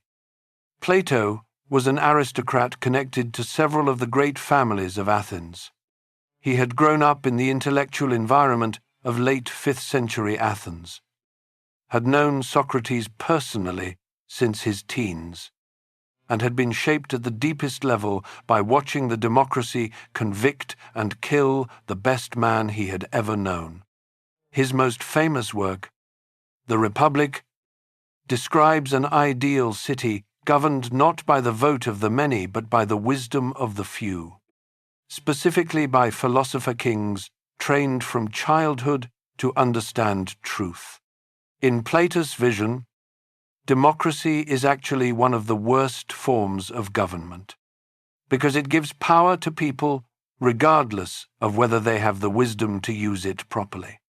A democracy, he argues, is a city where the desire for freedom eventually produces its opposite, because the appetite for unlimited liberty, unrestrained by wisdom, produces chaos, which produces the conditions for tyranny.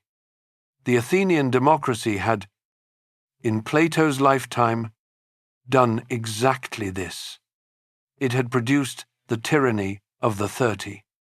Before that, it had voted for the Sicilian disaster. Before that, it had killed Socrates. Plato was not arguing in the abstract. He was writing from the evidence of his own experience. His academy, which he founded around 387 BC in a grove outside Athens sacred to a hero named Academus, was the answer to everything he found wrong with democratic Athens. A community of philosophical inquiry organized around the pursuit of truth rather than the cultivation of persuasion. The academy lasted for 900 years. When the Emperor Justinian finally closed it in 529 AD, he was ending an institution that had been continuously operating since Plato's time, longer than the Roman Empire itself lasted in the West. Among the students who came to the academy around 367 BC was a 17-year-old from the northern Greek city of Stagira named Aristotle. He would remain at the academy for 20 years, until Plato's death. In that time, he absorbed, challenged, and eventually departed from Plato's philosophical framework in ways that were both respectful and fundamental, where Plato believed that true reality consisted of abstract, eternal forms of which the physical world was only an imperfect copy. Aristotle believed that reality was to be found in the physical world itself, in particular things that could be observed, measured, and classified, where Plato pointed upward toward the abstract ideal. Aristotle pointed outward toward the observable universe. This disagreement was not merely academic. It shaped the entire subsequent history of Western thought. The Renaissance artist Raphael understood this when he painted his famous fresco called The School of Athens. At its center, Plato points to the sky. Aristotle extends his hand toward the earth. 2,000 years of philosophical debate compressed into a single gesture. After Plato's death, Aristotle left Athens and eventually accepted an invitation that would have enormous historical consequences. Philip II, King of Macedonia, asked him to serve as tutor to his son. That son was 13 years old. His name was Alexander. What passed between Aristotle and Alexander during their years together is largely unknown. Ancient sources record that Aristotle gave Alexander a copy of Homer's Iliad, which Alexander apparently carried with him throughout his campaigns. A saying attributed to Alexander in ancient sources holds that he owed his father his life, but he owed Aristotle knowing what to do with it. Aristotle taught him philosophy, medicina, and natural science. The relationship between the greatest philosopher of the ancient world and the greatest conqueror appears to have been one of genuine mutual respect. Whatever its ultimate historical significance, Aristotle returned to Athens in 335 BC and founded his own school in a gymnasium called the Lyceum. His method of teaching was reportedly peripatetic, meaning he walked while he lectured. Hence the name his followers took, the Peripatetics. What he produced at the Lyceum was, in its scope, one of the most ambitious intellectual projects ever attempted. He wrote or directed the research that produced systematic works on logic, metaphysics, physics, astronomy, biology, botany, psychology, ethics, politics, rhetoric, and literary theory.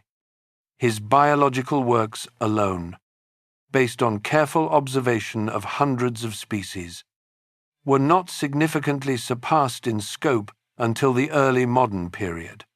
His logical system remained the dominant framework for logical thought in the Western world for roughly 2,000 years. His Politics contains a passage that has been quoted ever since. Man, he says, is by nature a political animal, not political in the narrow modern sense of party competition, but political in the deeper sense of a creature whose natural mode of existence is life in a community with shared laws, shared institutions, and a shared idea of justice.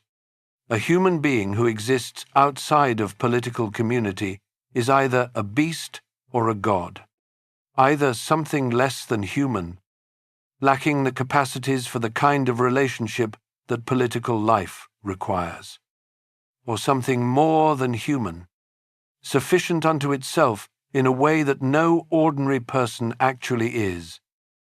This observation comes directly from watching what Athens had built and what it had failed to maintain. The Peloponnesian War was not simply a military defeat. It was a failure of political community, a demonstration of what happens when the shared commitments that hold a city together are consumed by faction, self-interest, and the absence of wisdom in positions of power. When Aristotle died in 322 BC, 1 year after Alexander, he died in exile. When it became clear that the Athenian mood following Alexander's death was turning against Macedonian influence, and that he might face prosecution, he left. He said, according to an account that may or may not be accurate but is certainly in keeping with his character, that he did not want Athens to sin twice against philosophy. The reference was to Socrates, 77 years after the hemlock. The wound was still open.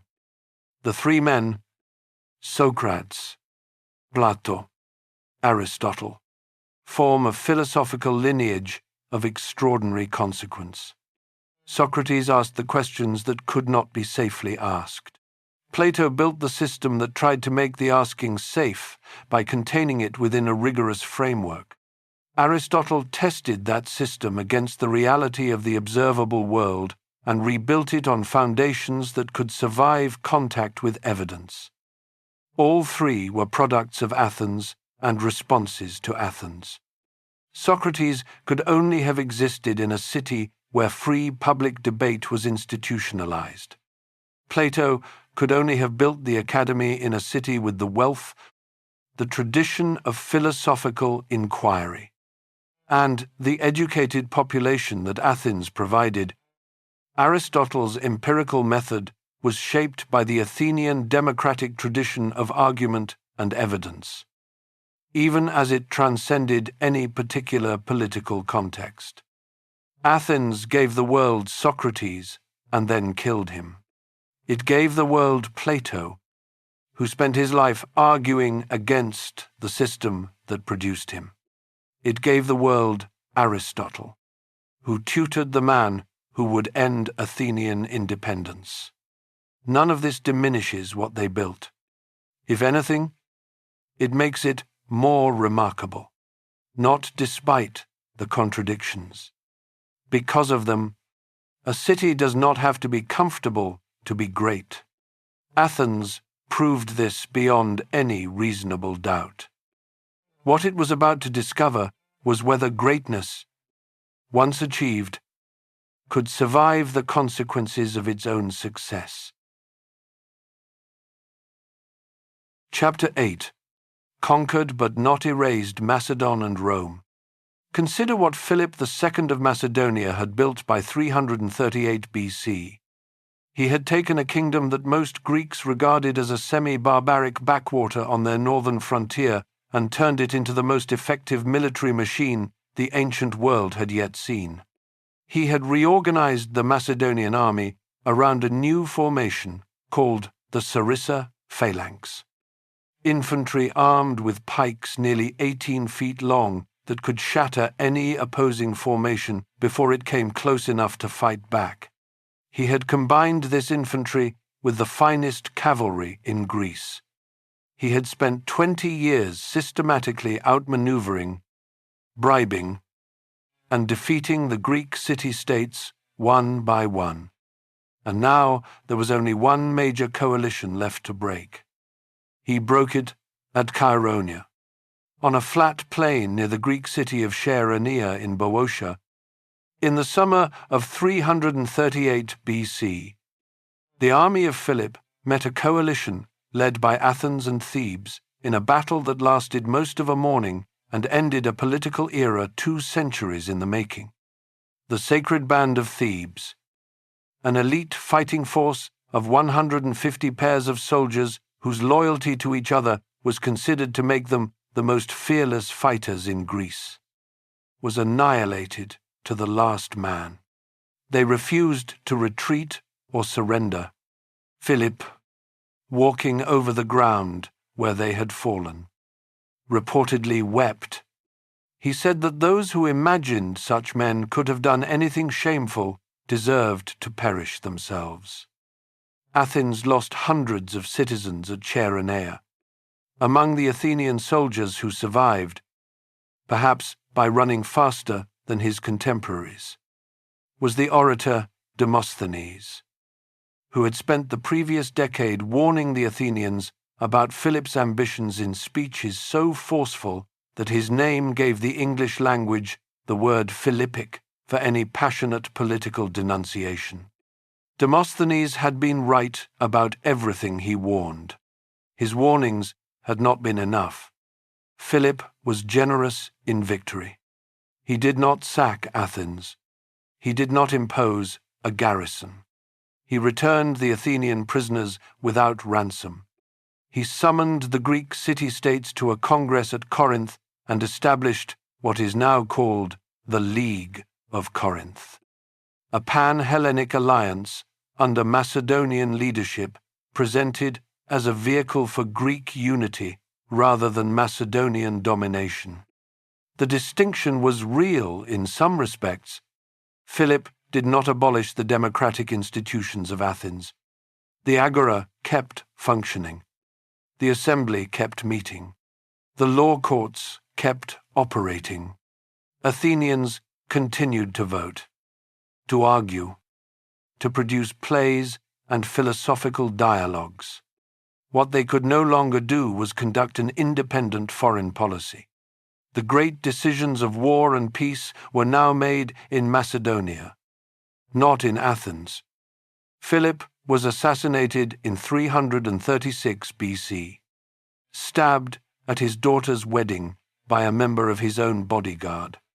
Alexander took the throne at 20 years old and did something in the following 13 years that requires its own reckoning before we can understand what it meant for Athens.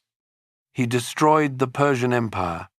He took it apart systematically, defeating Darius III at Granicus in 334 BC, at Issus in 333 BC, and finally at Gaugamela in 331 BC.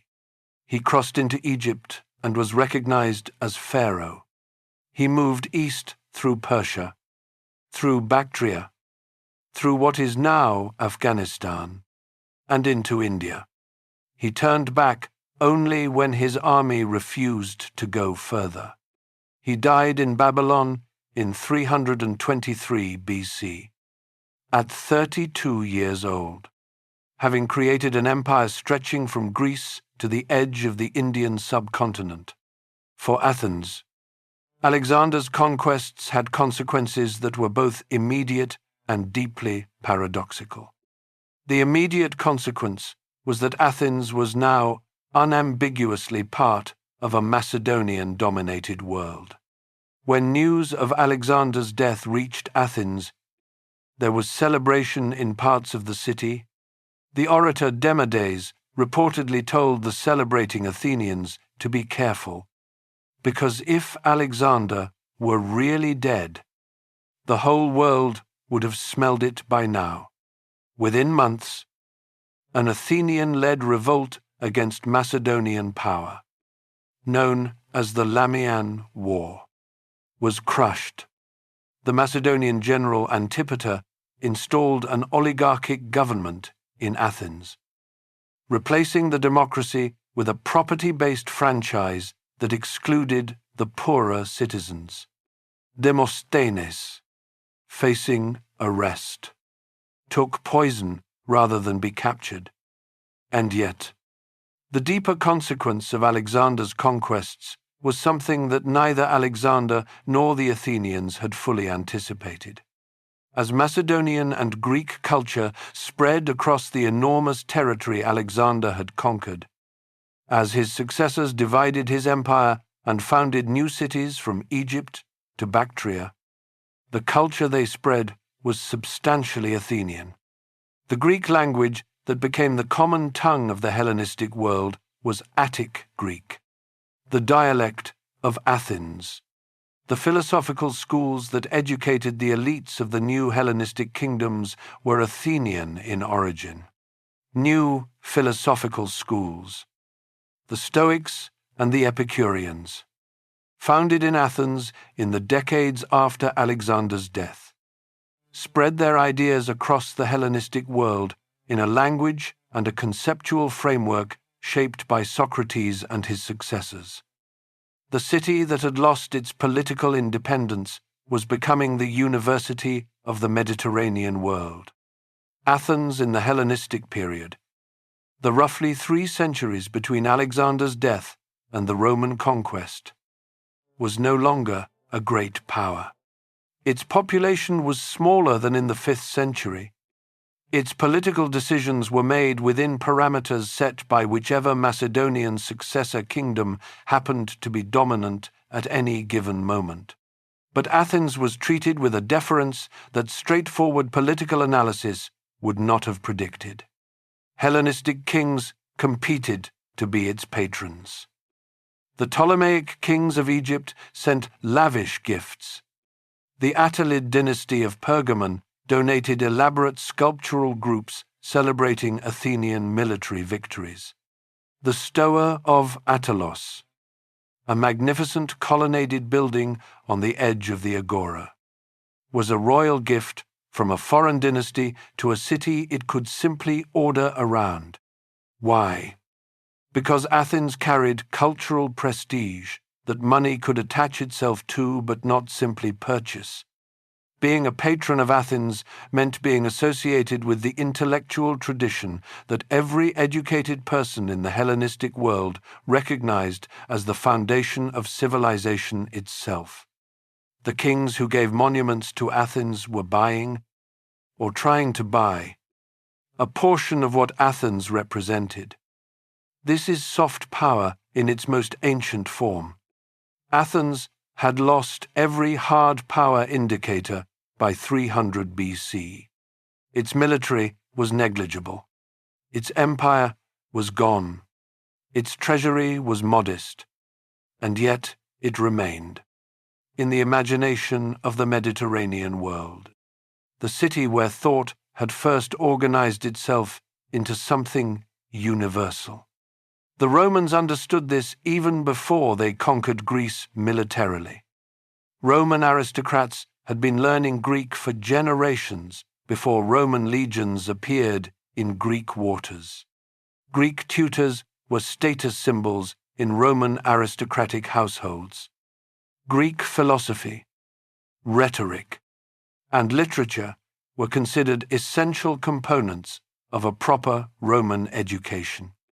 When the Roman general Flamininus defeated the Macedonian king Philip V at the Battle of Cynoscephalae in 197 BC and declared the freedom of the Greeks at the Isthmian Games, the assembled Greeks reportedly responded with such thunderous applause that birds fell from the sky, confused by the noise.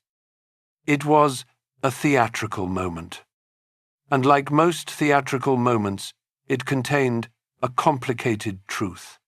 The Romans were liberating the Greeks from Macedonian domination while simultaneously establishing their own hegemony over the Greek world. The decisive moment came in 146 BC, the same year that Rome destroyed Carthage in North Africa. The Roman general Lucius Mummius sacked and destroyed Corinth, which had become the center of Greek resistance to Roman authority. The destruction of Corinth sent a message that nobody in the Greek world misunderstood. Rome was not offering partnership. It was offering a choice between submission and destruction. Athens, which had been careful in its relationships with Rome, was incorporated into the Roman sphere without violence.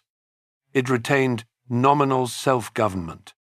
It retained its democratic institutions in a reduced form, and then something happened that the Romans themselves found somewhat embarrassing. Greece conquered Rome, not militarily. The Roman poet Horace expressed it in a single Latin sentence that has been quoted ever since. Conquered Greece. He wrote, captured its savage conqueror and brought the arts to rustic Latium. The Roman aristocracy became so thoroughly Hellenized that knowing Greek was expected of any educated person. Roman philosophy was conducted almost entirely within frameworks developed by Greek thinkers. Stoicism, founded in Athens around 300 BC by Zeno of Citium, became the dominant philosophical tradition of the Roman ruling class. The emperor Marcus Aurelius, ruling Rome in the 2nd century AD, wrote his private philosophical reflections in Greek rather than Latin. Roman architecture copied and adapted Greek forms. The columns that appear on American government buildings, from the Supreme Court to the Lincoln Memorial, are Roman interpretations of Greek originals that were themselves largely Athenian in inspiration. Every time an American city built a bank or courthouse with a columned facade in the 19th or 20th century, it was reaching back through Roman architecture to the Acropolis of Athens. The connection is not metaphorical. It is architectural and historical, traceable in a direct line. The Emperor Hadrian, who ruled from 117 to 138 AD, was so devoted to Athens that he was known in Rome as the Greekling, a nickname that was not entirely affectionate. He completed the enormous Temple of Olympian Zeus in Athens, a project that had been started and abandoned multiple times over 600 years. He built a new district called Hadrianopolis, a library, a gateway, and numerous other monuments. Athens, under Hadrian, saw a burst of construction that was in some ways a second Golden Age of building. The philosophical schools continued to operate under Roman rule. The Academy, the Lyceum, the Stoic School, the Epicurean School, all continued attracting students from across the Roman world. Young men from wealthy Roman families came to study in Athens as a matter of course, the same way that ambitious young people in later centuries would go to Oxford or Harvard or the Sorbonne. The Apostle Paul visited Athens around 50 AD, according to the Acts of the Apostles, and spoke in the Agora and on the Areopagus Hill. He found a city full of temples and philosophical schools, a city of restless intellectual inquiry. The response he received was polite but limited. The Athenians, Luke records, spent their time doing nothing but talking about and listening to the latest ideas, which was, in its way, a recognizable description of a university town in any era. Athens, in the 1st and 2nd centuries AD, was prosperous, culturally vital, and politically stable in the way that comfortable dependency on a larger power can sometimes produce. It was not the city of Pericles. Its decisions did not shape the fate of the Mediterranean world. But it was still Athens, still the place where the best education was available, still the reference point for anyone who wanted to claim intellectual seriousness. The arrangement that made this possible required a stable imperial framework to sustain it. In the 3rd century AD, that framework began to crack. The crisis of the 3rd century, the period of near-constant civil war, military emperors, and external invasions that nearly destroyed the Roman Empire between 235 and 284 AD, was catastrophic for the stability on which Athens had depended. In 267 AD, a Germanic people called the Heruli broke through the Roman defensive lines on the Danube and moved south through Greece. They reached Athens. The Heruli sacked Athens. They burned the agora. They destroyed libraries and monuments. They pushed through the streets of a city that had not seen violence of this kind for centuries and left a trail of destruction that archaeologists can still read in the burn layers and hastily buried coin hoards that mark this moment in. The archaeological record, Athens survived. It always survived. The Athenians rebuilt a defensive wall around a much smaller area of the city, using material from the ruins of destroyed buildings, incorporating fragments of earlier monuments into a wall of desperate improvisation. You can see pieces of this wall today, a compressed history of the city's architectural past pressed into emergency service. But the Athens that emerged from the Herulian sack was smaller, more contracted, and more obviously vulnerable than the city that had received Hadrian's gifts a century earlier. The philosophical schools continued for another 2.5 centuries. They outlasted the Herulian raid, outlasted the formal division of the Roman Empire in 395 AD, outlasted the fall of the Western Empire in 476 AD. When Justinian finally closed them in 529 AD, it was less an act of deliberate cultural destruction than a recognition that the world had already moved on. Some of the last philosophers of the Platonic Academy left Athens for the Persian court at Ctesiphon, carrying with them manuscripts and traditions that would eventually find their way into the intellectual culture of the Islamic world and, through that route, back to medieval Europe centuries later. The thread never broke entirely. It just traveled by a longer road than anyone in Pericles' Athens could have imagined. What Rome had done to Athens, and what Athens had done to Rome, was one of the most consequential cultural exchanges in human history. The military power ran in one direction, the intellectual and cultural influence ran in the other. And when the Roman Empire eventually collapsed, what it left behind in its legal traditions, its architectural forms, its philosophical vocabulary, and its literary canon was substantially the inheritance of Athens, transmitted through Roman hands to the medieval and modern world. The city that Pericles had called the education of Greece had become, without ever intending to, the education of Western civilization itself. It had done this not by maintaining its military power, which was gone by 338 BC, nor by preserving its political independence, which was gone by 146 BC. It had done it by being, consistently and over many centuries, the place where the most important questions were asked in the most rigorous way. That is a different kind of power from anything armies can provide. It is also, as Athens was about to discover, a kind of power that provides no protection at all against the next army that happens to arrive. Chapter 9.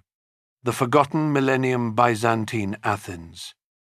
Picture a woman walking across the Acropolis sometime around 650 AD. She is carrying a clay lamp. The route she walks is the same route that Athenian citizens walked for 1,000 years before her to reach the great temple above. But the temple she enters is not dedicated to Athena. It is dedicated to the Virgin Mary. The gold and ivory statue is gone. In its place, at the eastern end of the building, stands a Christian altar. Frescoes of saints cover the walls. The bishop's throne sits where no throne sat before. She lights her lamp at the altar, says her prayer, and walks back down the hill into a city of perhaps a few thousand people, a fraction of the population that lived here in the age of Pericles. This woman is not waiting for the modern Greek state to come and rescue her.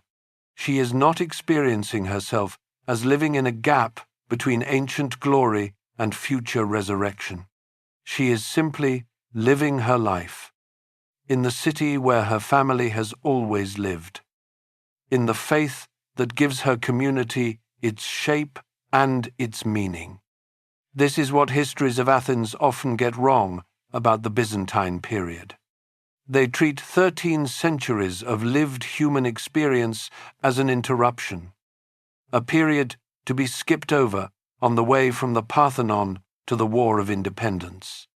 In doing so, they erase the lives of the people who actually kept this city alive across more than a millennium when nobody in the wider world was paying much attention. The transformation of Athens into a Byzantine Christian city was gradual and complex. The city had always been deeply attached to its traditional religious life. The shift to Christianity happened over roughly 2 centuries. From Constantine's patronage of the faith in the early 4th century AD through to the reign of Theodosius, who banned pagan sacrifice in 391 AD and ordered the closure of pagan temples. The Parthenon, which had stood for nearly 900 years as a temple to Athena, was converted into a Christian church dedicated to the Virgin Mary. The transformation required significant physical modifications. The entrance was moved from the east end, traditional for Greek temples, to the west end, traditional for Christian churches. A bishop's throne was installed. Christian frescoes were painted on the interior walls. Here is something the standard account of Athens rarely includes. The Parthenon functioned as a church for nearly 1,000 years. Christian worshippers prayed in it, were baptized in it, were married in it, mourned their dead in it, for as long as the entire history of the United States multiplied by 5. The building that Ictinus and Callicrates designed as a monument to Athenian military triumph continued to serve as a place where human beings went to address their deepest concerns to something beyond themselves. The form of address had changed. The impulse was exactly the same. Athens, in the early Byzantine period, retained some cultural significance. The Neoplatonic philosophical school continued operating until Justinian closed it in 529 AD. But the city was shrinking. The agora was increasingly built over with private construction as the formal civic life it had hosted for 1,000 years contracted. Many of the great public buildings of the classical and Roman periods fell into disrepair or were quarried for building material. Then the invasions began. The late 6th and early 7th centuries AD brought a series of devastating incursions into the Greek peninsula by Slavic and Avar peoples moving south from the Balkans. The extent of these invasions and their effect on the Greek population is a matter of significant scholarly debate. Some historians argue the incursions were so severe they effectively replaced much of the existing population of the mainland. Others argue the Greek population survived substantially in place and gradually absorbed the newcomers over subsequent centuries. The physical evidence from Athens itself suggests significant disruption. The city contracted to a small defended area. The countryside of Attica was substantially depopulated for extended periods. The recovery came slowly in the 9th and 10th centuries, As the Byzantine Empire stabilized under the Macedonian dynasty and reasserted control over the Greek peninsula, Athens gradually regained some importance as a regional center and episcopal seat. New churches were built. Old ones were restored. The people who lived in Byzantine Athens were aware of their ancient past in a general way. They knew the Parthenon had originally been a temple to a goddess. They could see the ancient inscriptions on the monuments around them, though many could not read them. They lived among ruins of a civilization that was both ancestral and alien. Intimate physical proximity combined with substantial cultural distance.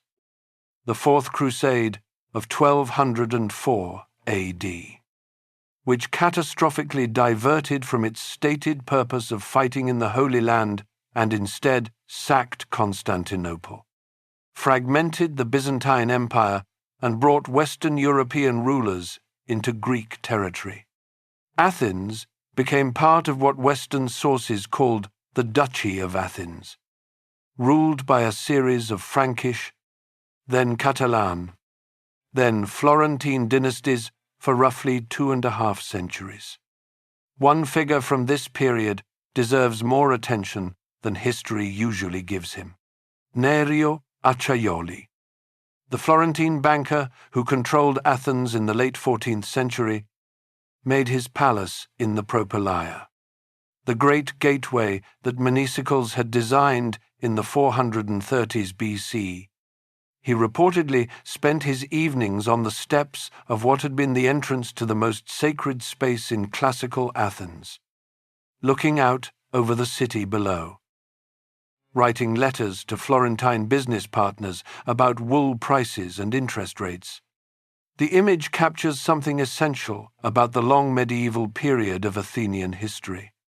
The ancient monuments were physically overwhelming, impossible to ignore. The people living among them were going about entirely different lives, conducting their business, raising their children, worshipping their different god, in the shadow of something they had not created and did not fully understand. In 1456, 3 years after his conquest of Constantinople had ended the Byzantine Empire, the Ottoman Sultan Mehmed II's forces arrived in Athens. The last Florentine duke surrendered without a fight. Athens became part of the Ottoman Empire. The Parthenon, which had been a temple of Athena for roughly 1,000 years and a Christian church for nearly 1,000 more, was converted into a mosque. A minaret was added. The Christian frescoes were whitewashed. What the Parthenon had been to the people of Athens across those centuries was not a museum piece or an archaeological curiosity. It was the most important building in their city. Each generation that used it, whether as temple, church, or mosque, brought their most important moments of human life to it. Their prayers and their grief and their gratitude and their wonder, that continuous human presence across more than 2,000 years is part of what the building actually is, not a distraction from its significance. A dimension of it. Chapter 10. 400 years under the Crescent Ottoman Athens.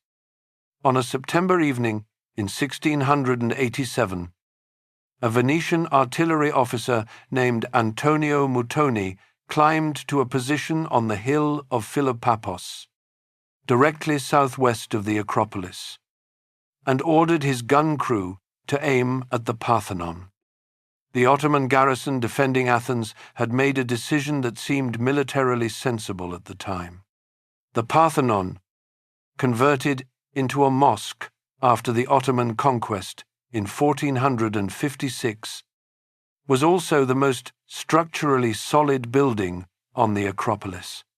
The Ottomans had been storing their gunpowder supply inside it. The Venetian shell entered through the roof. The explosion that followed destroyed 2,000 years of earthquake. Weathering and conversion between three religions had failed to destroy. The central structure of the Parthenon was blown outward in an instant. According to contemporary accounts, approximately 300 people sheltering inside the building were killed. The explosion scattered massive stone blocks across the Acropolis in patterns that archaeologists are still mapping today. The building that Ictinus and Callicrates had completed in 432 BC, which had survived intact for over 2,100 years, became in a single moment the ruin that the entire modern world knows from its photographs. The Venetian commander, Francesco Morosini, noted the explosion in his campaign diary with professional detachment. His forces took the Acropolis. He attempted to remove some of the surviving sculptural decoration from the west pediment as war trophies. The lifting equipment his soldiers used was inadequate. The sculptures fell and shattered on the rocks below. Morosini held Athens for approximately 18 months. Then, judging the city too difficult to defend against Ottoman counterattack, he withdrew. The Ottomans returned. They found a Parthenon open to the sky and built a small mosque inside the ruins of what the explosion had left standing. The most destructive single moment in the physical history of Athens had been inflicted not by Persians or Visigoths or any of the peoples traditionally cast as enemies of Greek civilization, but by a Christian European general fighting under the banner of Venice, which styled itself a defender of Christendom against Ottoman expansion. This fact is not well known. It should be. Understanding the Ottoman period of Athenian history requires setting aside the framework that both Greek nationalism and Western classical romanticism later imposed on it. The framework that treats 400 years of Ottoman rule as simply an absence, a gap between ancient glory and modern resurrection. The Ottoman period was not an absence. It was a presence, complex and in many ways more internally tolerant of religious diversity than the European alternatives of the same era. When Mehmed II's forces arrived in Athens in 1456, the city they found was small, damaged, and tired.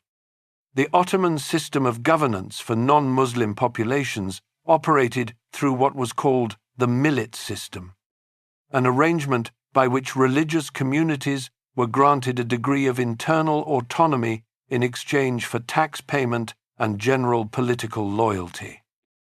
The Greek Orthodox Patriarch in Constantinople retained authority over the Orthodox Christian population of the empire, including the Greeks of Athens. Greek language and Greek Orthodox religious practice were preserved throughout the Ottoman period. This is not to idealize Ottoman rule. The devshirme system, by which Christian boys were taken from their families, converted to Islam, and trained as Ottoman soldiers and administrators, operated in Greek territories and was experienced by the affected families exactly as it sounds. Taxation was heavy and often unpredictable. Greeks who wanted access to the highest levels of economic and political power needed to convert to Islam or operate through Muslim intermediaries. But the Greek community of Athens survived. It maintained its language across 4 centuries. It maintained its religion. It maintained the social fabric of Orthodox Christian community life.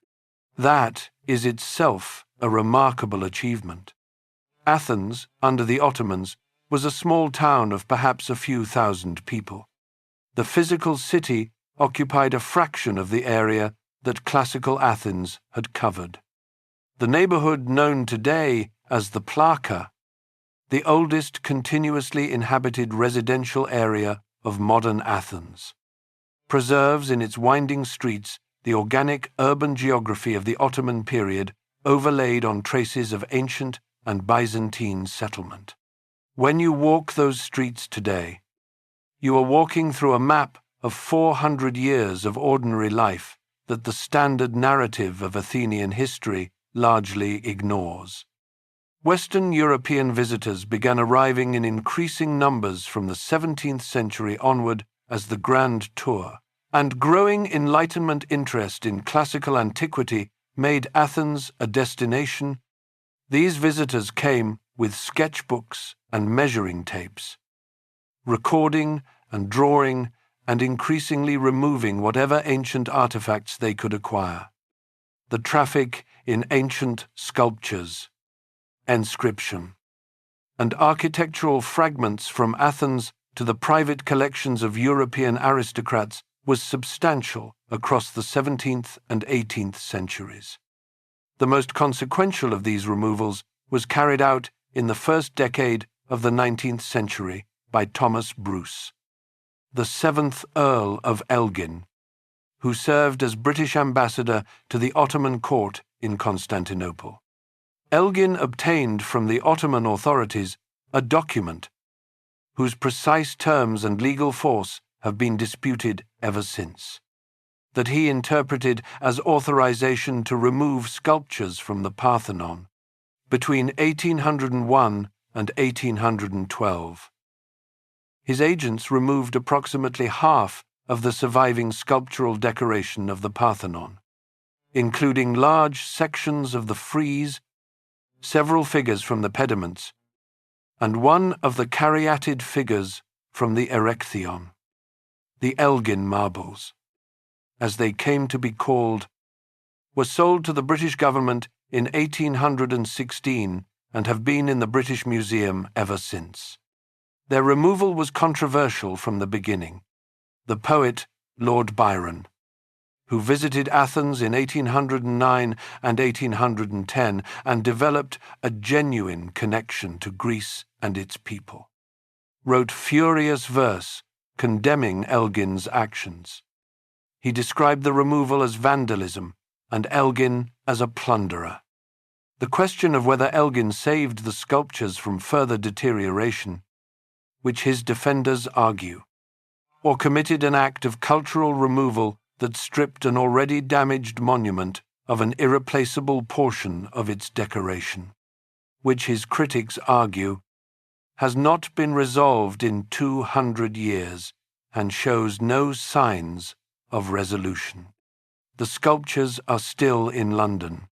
The Parthenon is still in Athens, missing half of what it had when Elgin arrived. The late 18th century brought the world of European ideas crashing into the Ottoman Aegean in ways that neither the Greek population nor the Ottoman authorities entirely anticipated. The Enlightenment had created an intellectual culture across Europe in which ancient Greece, and Athens specifically, occupied an almost sacred position as the origin of rational thought, democratic governance, and artistic perfection. The American and French revolutions had invoked Greek democracy as a precedent and inspiration. Into this cultural context, the Ottoman Empire administered a territory that included the physical remains of everything these educated publics revered. The contradiction was not lost on either the Greeks living under Ottoman rule or the Europeans watching from outside. The Greek intellectual and cultural renaissance known as the Diaphotismos, the modern Greek Enlightenment, developed across the late 18th century, driven substantially by Greek merchants and intellectuals operating in the diaspora communities of Vienna, Odessa, Paris, and other European cities. The argument was simultaneously cultural, political, and historical. If modern Greeks were the descendants of Pericles and Socrates, then the situation in which they found themselves was not simply unfortunate, It was a historical injustice demanding correction. In 1821, the Greek Revolution began. Athens, when the revolution reached it, was still a small Ottoman-administered town of perhaps 10,000 people. It was about to become something it had not been for 2,000 years. A contested prize in a war for national existence. And then, improbably and against almost all rational expectation, the capital of a new state. Chapter 11. Resurrection, the Greek War of Independence, and Modern Athens. Konstantinos Kolokotronis was 11 years old when the revolution began. His father, Theodoros Kolokotronis, was already a legend. The general who had led some of the most effective Greek military operations of the early war, and who would become, in the Greek national memory, the defining figure of the independence struggle. The boy grew up watching a war that was, in its daily reality, nothing like the heroic narrative that later generations would construct around it. It was a conflict of ambushes and sieges and starvation and betrayal and atrocity on all sides, fought by men who were simultaneously fighting the Ottomans and fighting each other over who would control whatever state might emerge. According to national tradition, on the 25th of March, 1821, the Bishop Germanos of Patras raised the Greek flag at the monastery of Agia Lavra in the Peloponnese and called for revolt against Ottoman rule. Historians debate the precise details of this event, and some argue the account was substantially romanticized in later nationalist tellings. But the date is real. The uprising is real. And what it set in motion changed everything. What followed was one of the most brutal and chaotic conflicts of the 19th century. The Greek War of Independence was not a clean national liberation struggle of the kind that later nationalist mythology preferred to describe. It was a complex, violent, and often internally divided conflict in which Greek factions fought each other nearly as frequently as they fought the Ottomans, in which atrocities were committed by both sides on a scale that contemporary observers found horrifying, and in which the eventual outcome owed as much to the intervention of European powers as to the military effectiveness of the Greek forces. Athens itself became a focal point of the war. The Acropolis was contested repeatedly. Greek forces seized it in 1822. Ottoman forces retook it in 1827.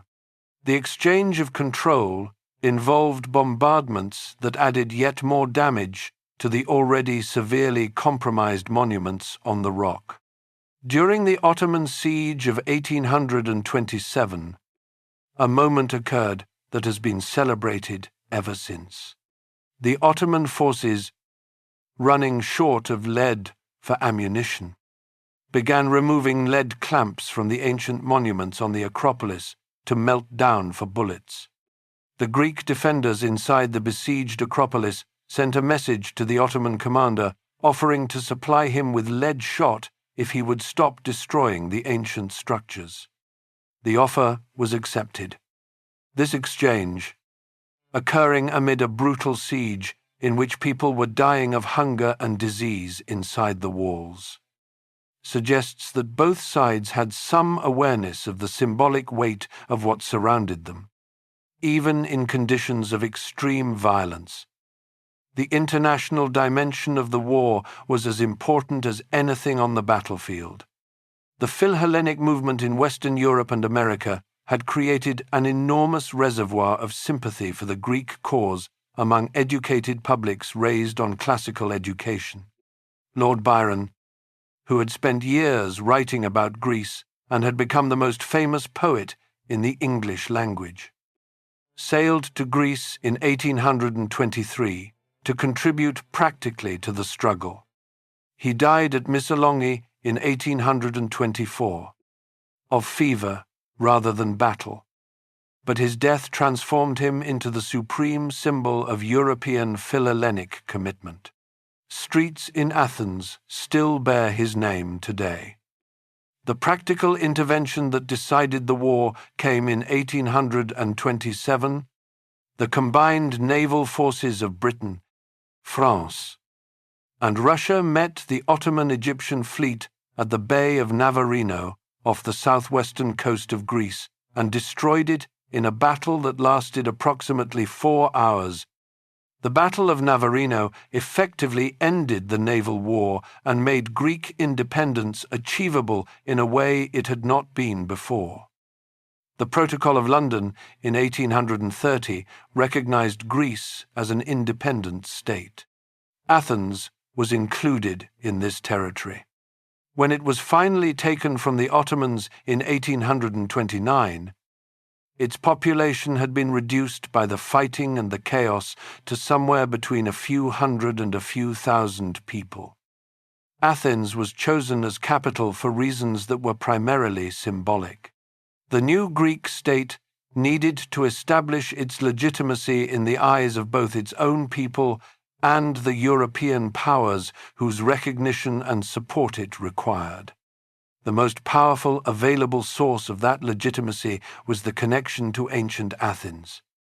A state that made Athens its capital was making an argument about its own identity, about who the modern Greeks were and what their relationship to the ancient world should be understood to be. The king chosen to rule the new Greek state was not Greek. The European powers selected a 17-year-old Bavarian prince named Otto, second son of King Ludwig I of Bavaria, who was a passionate Philhellene and had been a significant financial contributor to the Greek cause.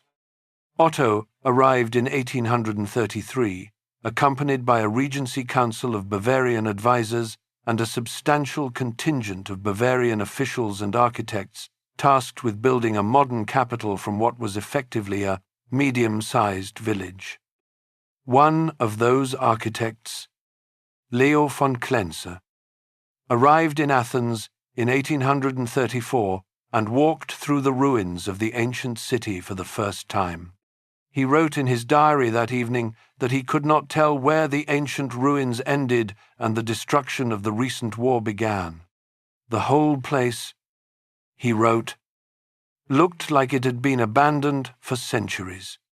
He then sat down and began designing a neoclassical capital city to be built around those ruins, modeled on his idealized image of what ancient Athens must have looked like. The result was a city designed by a Bavarian architect for a Europeanizing Greek state, based on an imagined ancient Athens that bore only a partial relationship to what ancient Athens had actually been.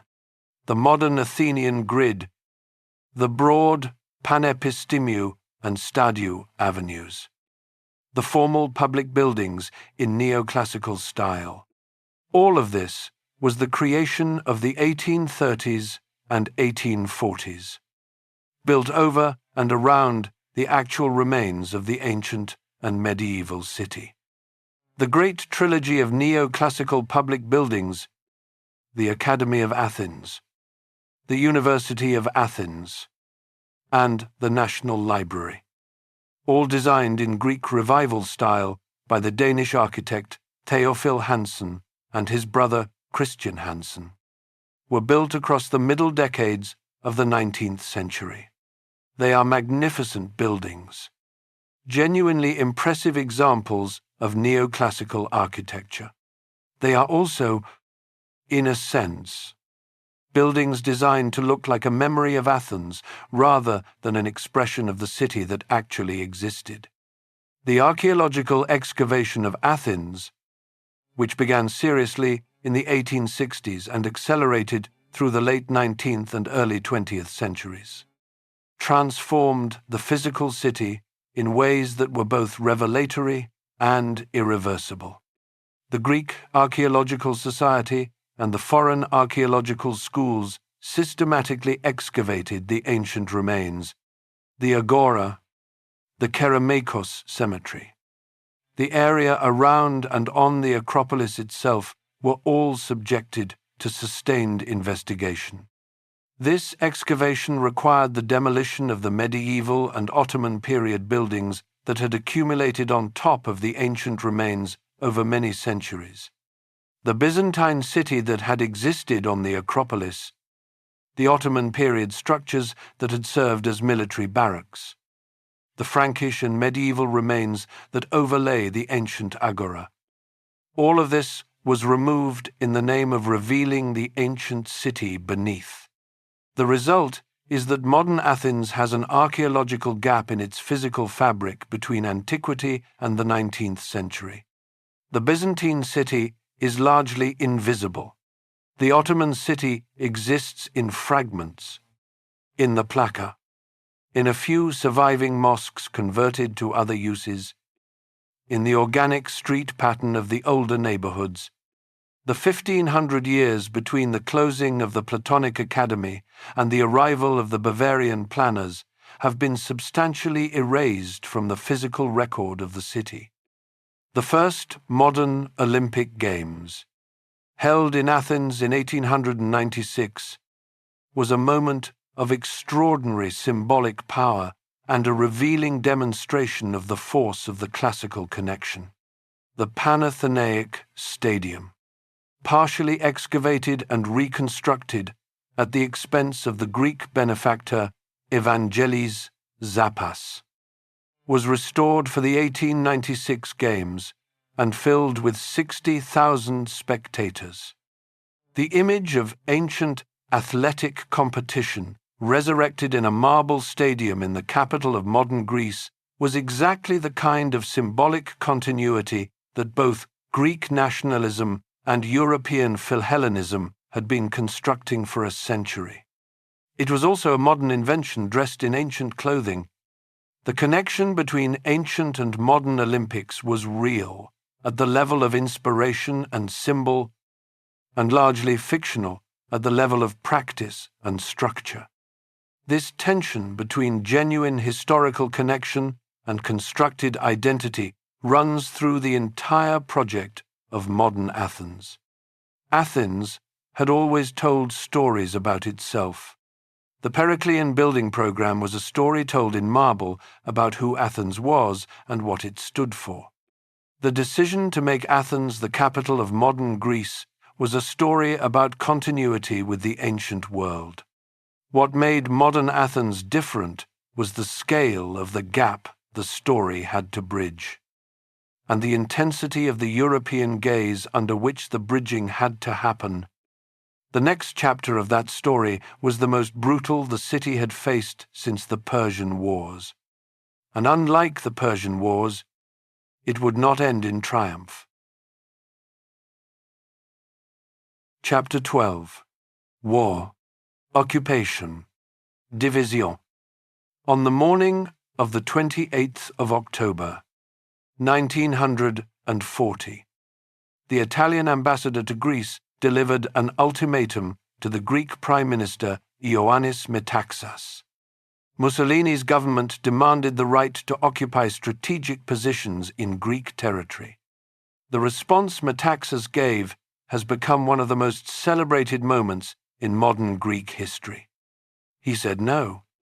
Greece celebrates the 28th of October as Ohai Day to this day.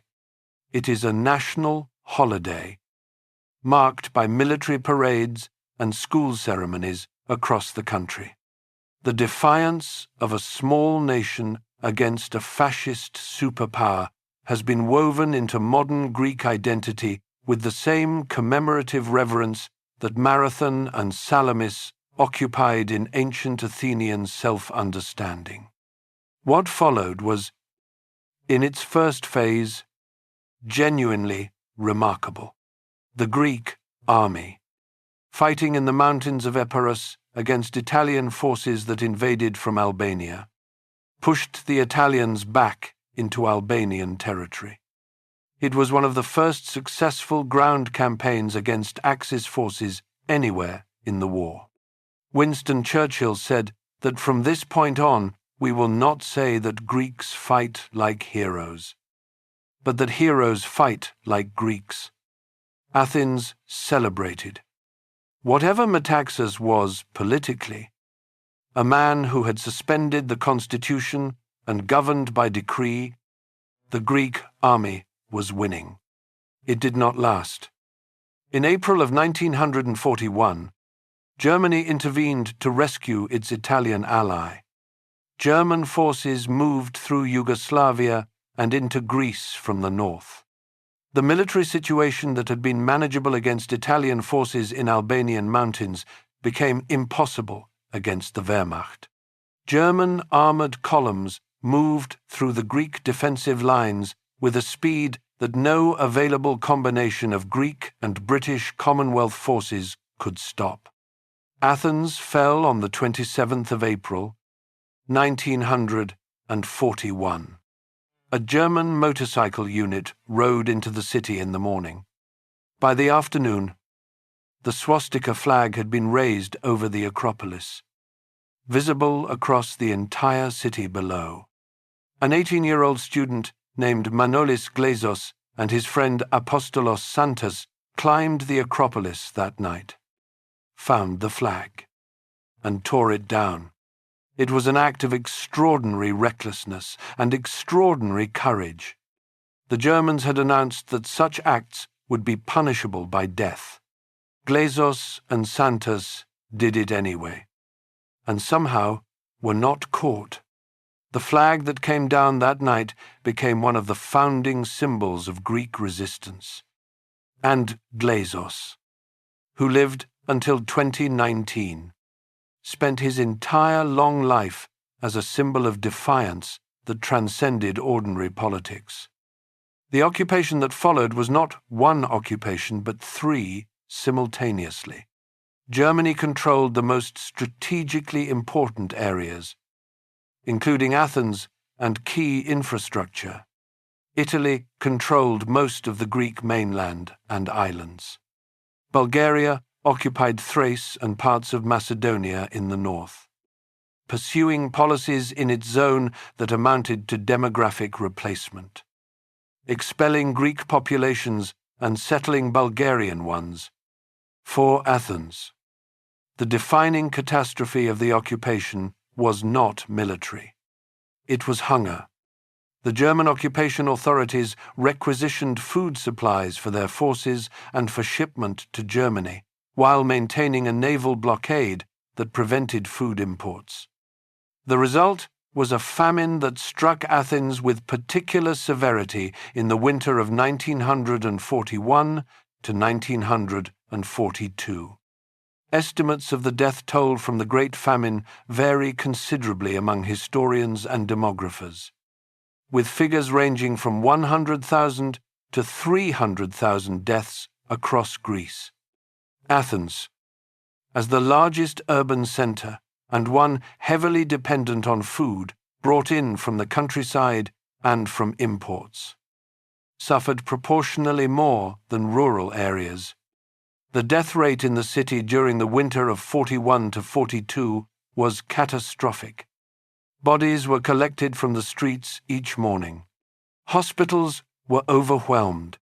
Children died of starvation in a European capital city while German soldiers ate in restaurants a few streets away. The International Red Cross eventually negotiated an agreement allowing some food shipments into Greece, and the worst of the famine eased in 1942. But the memory of that winter was branded into the consciousness of an entire generation of Athenians in ways that shaped Greek political culture for decades afterward. Resistance to the occupation organized itself in the chaos of those early months. The two main resistance organizations that emerged were defined by the political divisions that would later consume Greece in civil war.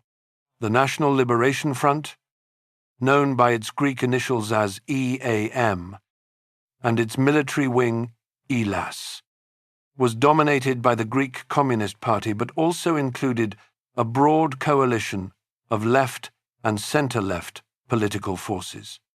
The rival organization Ides, led by Napoleon Zervas, represented a more conservative nationalist resistance. The reprisals for resistance were systematic and brutal. The German and Italian authorities operated a policy of collective punishment, executing large numbers of Greek civilians in response to resistance attacks. The massacre at Kalavrita in December of 1943, where the German army killed the entire adult male population of the town and burned it to the ground in reprisal for Elas operations, was one of the most devastating single atrocities of the occupation. Athens was liberated on the 12th of October, 1944. When German forces withdrew northward, the joy of liberation lasted approximately 2 months. In December of 1944, fighting broke out in Athens between Elas forces and British troops supporting the Greek government in exile that had returned with the liberation. The Decemvriana, the December events, were triggered by a confrontation at a demonstration in Syntagma Square on the 3rd of December. Greek police fired into the crowd, killing demonstrators. Within hours, Athens was engulfed in urban combat between Elas fighters and British forces combined with Greek government units. Winston Churchill flew to Athens on Christmas Day of 1944 to broker a ceasefire. He attended a conference in the Foreign Ministry while the city around him was under fire. His personal presence helped produce a temporary agreement. But the underlying conflict was not resolved. The Varkaisa Agreement of February 1945 ended the Decemvriana, but did not end the conflict. Elas surrendered its weapons. The political violence that followed the surrender, carried out by right-wing groups and police forces against left-wing individuals and communities that had been in the resistance, was extensive and largely unpunished. The full-scale civil war that broke out in 1946 and lasted until 1949 was fought primarily in the mountains of northern Greece rather than in Athens itself. But it consumed the country's resources, prolonged the misery of a population that had been through occupation and famine, and produced a polarization that structured Greek politics for the next 4 decades. Athens grew dramatically in the post-war decades. The population that had been perhaps 500,000 in 1940 grew to over 1 million by 1951 and continued expanding rapidly as Greeks from the islands, from the Peloponnese, and from northern Greece flocked to the capital. The system of antiparochi, by which landowners exchanged their plots for apartments in the buildings that developers constructed on them, produced the concrete apartment blocks that cover the Attic plain in every direction from the ancient center. The air over the city became heavy with what Athenians called the nephos, the cloud of automotive and industrial pollution that settled over the basin between the mountains and the sea and damaged the ancient marble monuments with acid rain more effectively than 2,000 years of weather had managed. The political stability that post-war Greece required was not achieved without cost. The right-wing governments that dominated Greek politics through the 1950s and early 60s maintained their power partly through the systematic exclusion of anyone associated with the left from public employment, the military, and normal civic life. The formal democracy was real in the sense that elections were held and governments changed. But the range of the politically permissible was narrow. On the 21st of April, 1967, A group of middle-ranking army officers carried out a coup that suspended the constitution and established a military dictatorship. The junta, known as the regime of the colonels, ruled Greece for 7 years.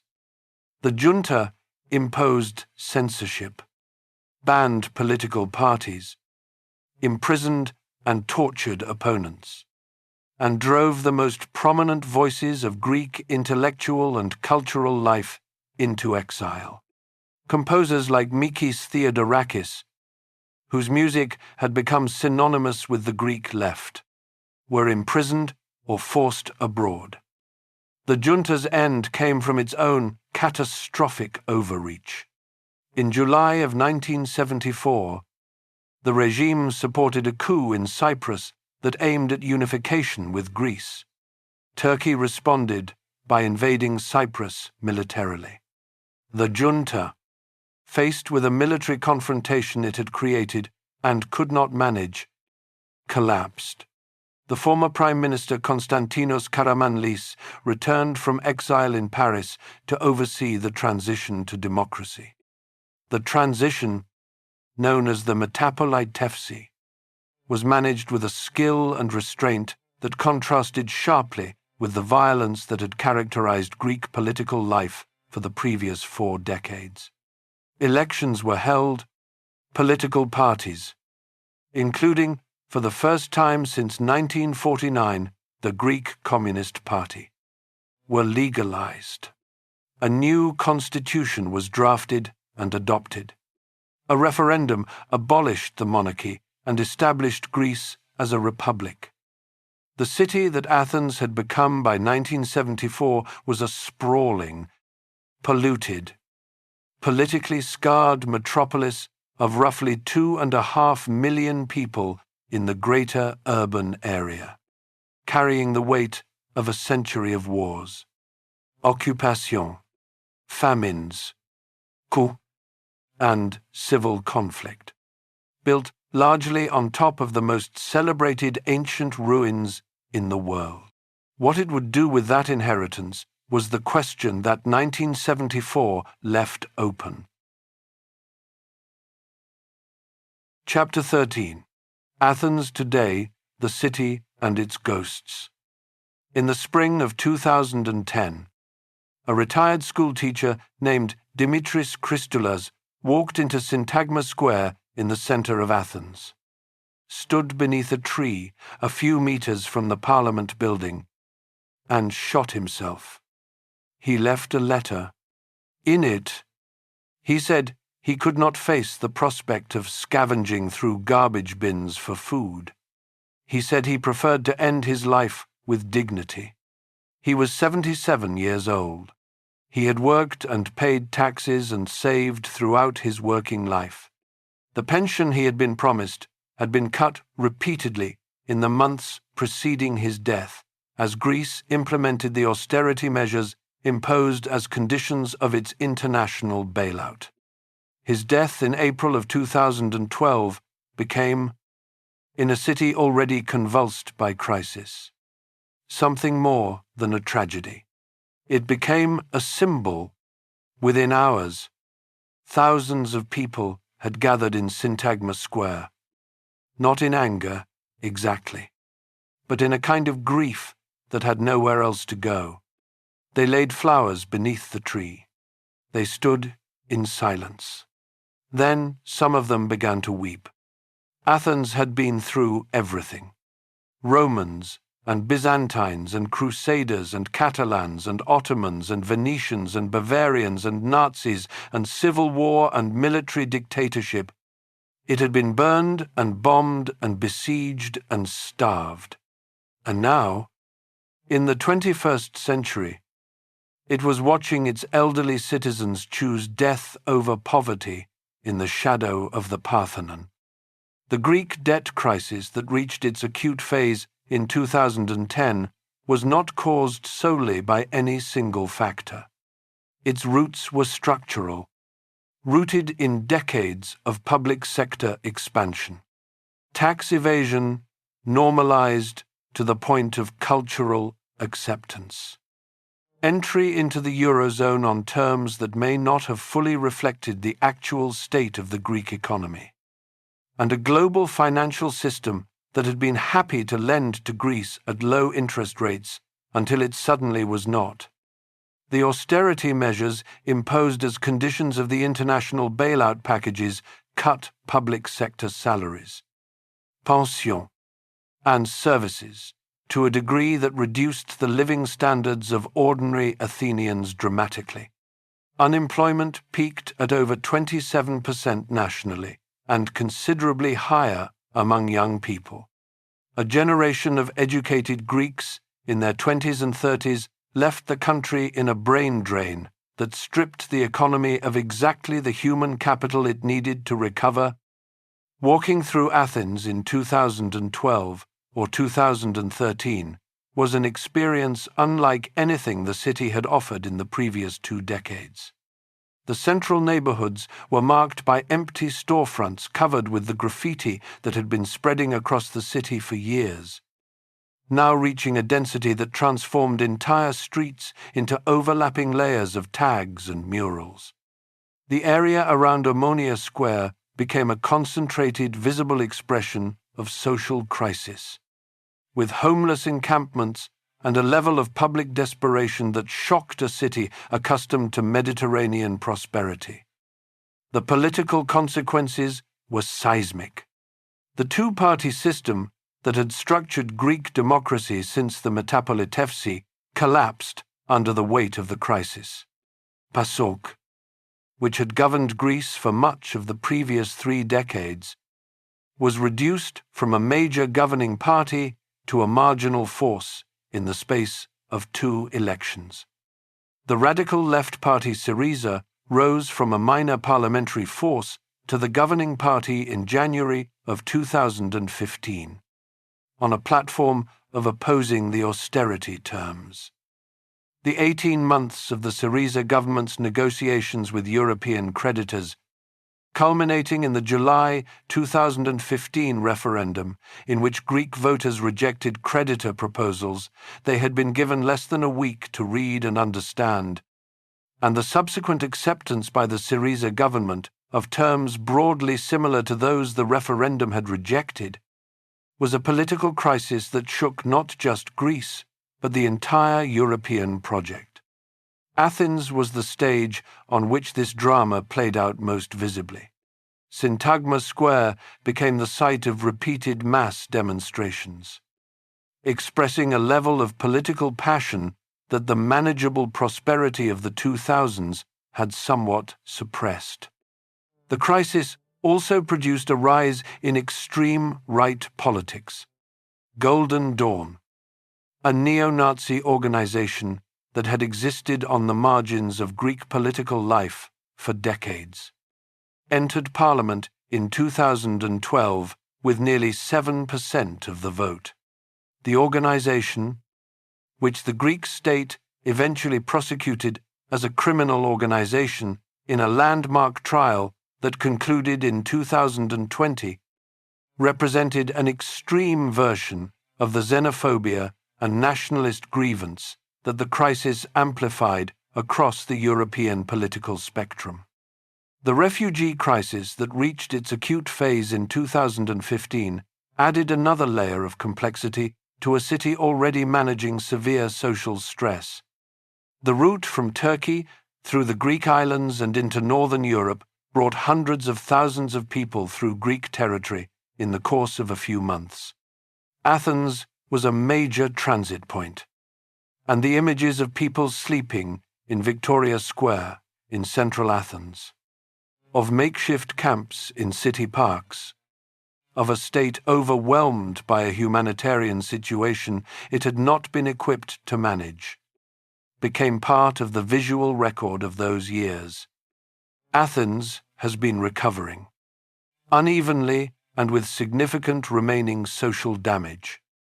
In the years since the acute phase of the crisis, the economy returned to growth. Tourism boomed in ways that created their own complications. The short-term rental market transformed entire neighborhoods. with apartments converted to tourist accommodation on a scale that drove up rents for local residents and changed the social character of areas like the Plaka and Monastiraki from mixed residential neighborhoods into something closer to tourist zone. The Acropolis was receiving more than 4 million visitors a year by the mid-2020s. And the pressure on a monument not designed for industrial-scale tourism is generating genuine conservation concerns. The line to enter on a summer morning stretches down the hill and through the surrounding streets. The stones of the Propylaea, polished by the feet of millions of visitors across decades, are dangerously smooth.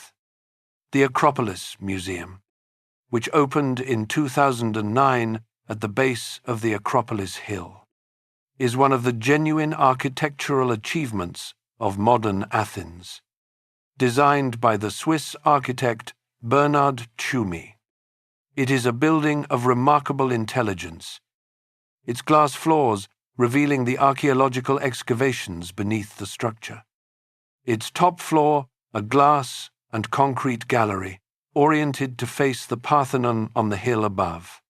That top floor contains the surviving elements of the Parthenon frieze displayed in their original order, with the gaps where the Elgin marbles would fit shown as empty plaster casts.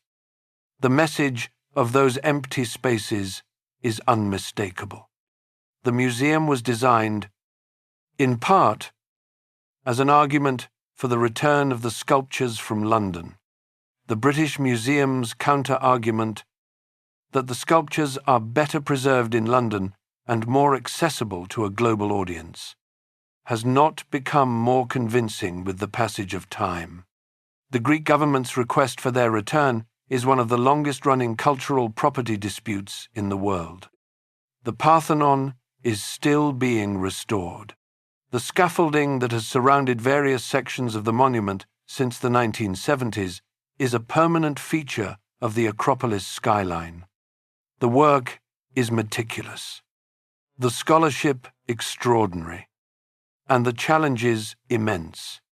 Pieces of the monument, scattered by the explosion of 1687, are being identified, matched, and reintegrated into the structure. The restoration project is expected to continue for decades. Athens in 2026 is a city of more than 3 million people in the wider urban area. It is a city of extreme contrasts visible within the space of a few city blocks. The luxury hotels and restaurants of Kolonaki stand a short walk from the social services infrastructure of Omonia. The gleaming Eleftherios Venizelos airport connects Athens to the world in ways that make the isolation of the crisis years feel historically remote. The metro system, whose construction excavated and documented an enormous quantity of archaeological material now displayed in the metro stations themselves, carries millions of passengers beneath a city whose surface is choked with the traffic of a car-dependent culture that developed before adequate public transport existed. The graffiti that covered so much of the city during the crisis years has evolved rather than disappeared. Athens has become one of the more interesting street art cities in Europe, with murals of genuine artistic ambition covering building facades across the central neighborhoods. The line between graffiti as symptom of social breakdown and graffiti as cultural expression is one that the city continues to negotiate. Standing in the Plaka neighborhood today, you can walk past Ottoman-era houses, Byzantine churches, and the foundations of ancient structures visible through glass floors in restaurant basements. Within the space of a single city block, the woman selling honey and olive oil from a market stall on Adrianou Street is standing a few hundred yards from where Socrates walked, asking uncomfortable questions, where Pericles made his speeches, where Paul of Tarsus argued about the resurrection with Stoic philosophers. where Ottoman soldiers maintained their garrison, where a Bavarian architect sat down with a blank sheet of paper and tried to design a city worthy of a past he had never actually seen. All of that happened in the same physical space. All of it is still present. If you know how to look, here is what Athens in 2026 is still asking, in its complicated, imperfect, unresolved way. Who has the right to make decisions that affect everyone? What do we owe to each other across generations? What survives from the past and what should be let go? What does a community become when it decides that power belongs to citizens rather than to whoever is strong enough to take it? These are not questions that get answered. They are the kind that have to be asked again and again, by each generation in its own circumstances, with the understanding that the asking is itself the point. Athens asked them first, or asked them most loudly, or asked them in a form that the rest of the world happened to hear and remember and argue about for 2,500 years. The rock is still there. The city is still there. The questions are still open. And somewhere on the Acropolis right now, as you listen to this, the restoration workers are fitting a piece of marble back into a wall that was blown apart 340 years ago, stone by stone, fragment by fragment, the way every civilization worth the name is built. Not once, over and over again,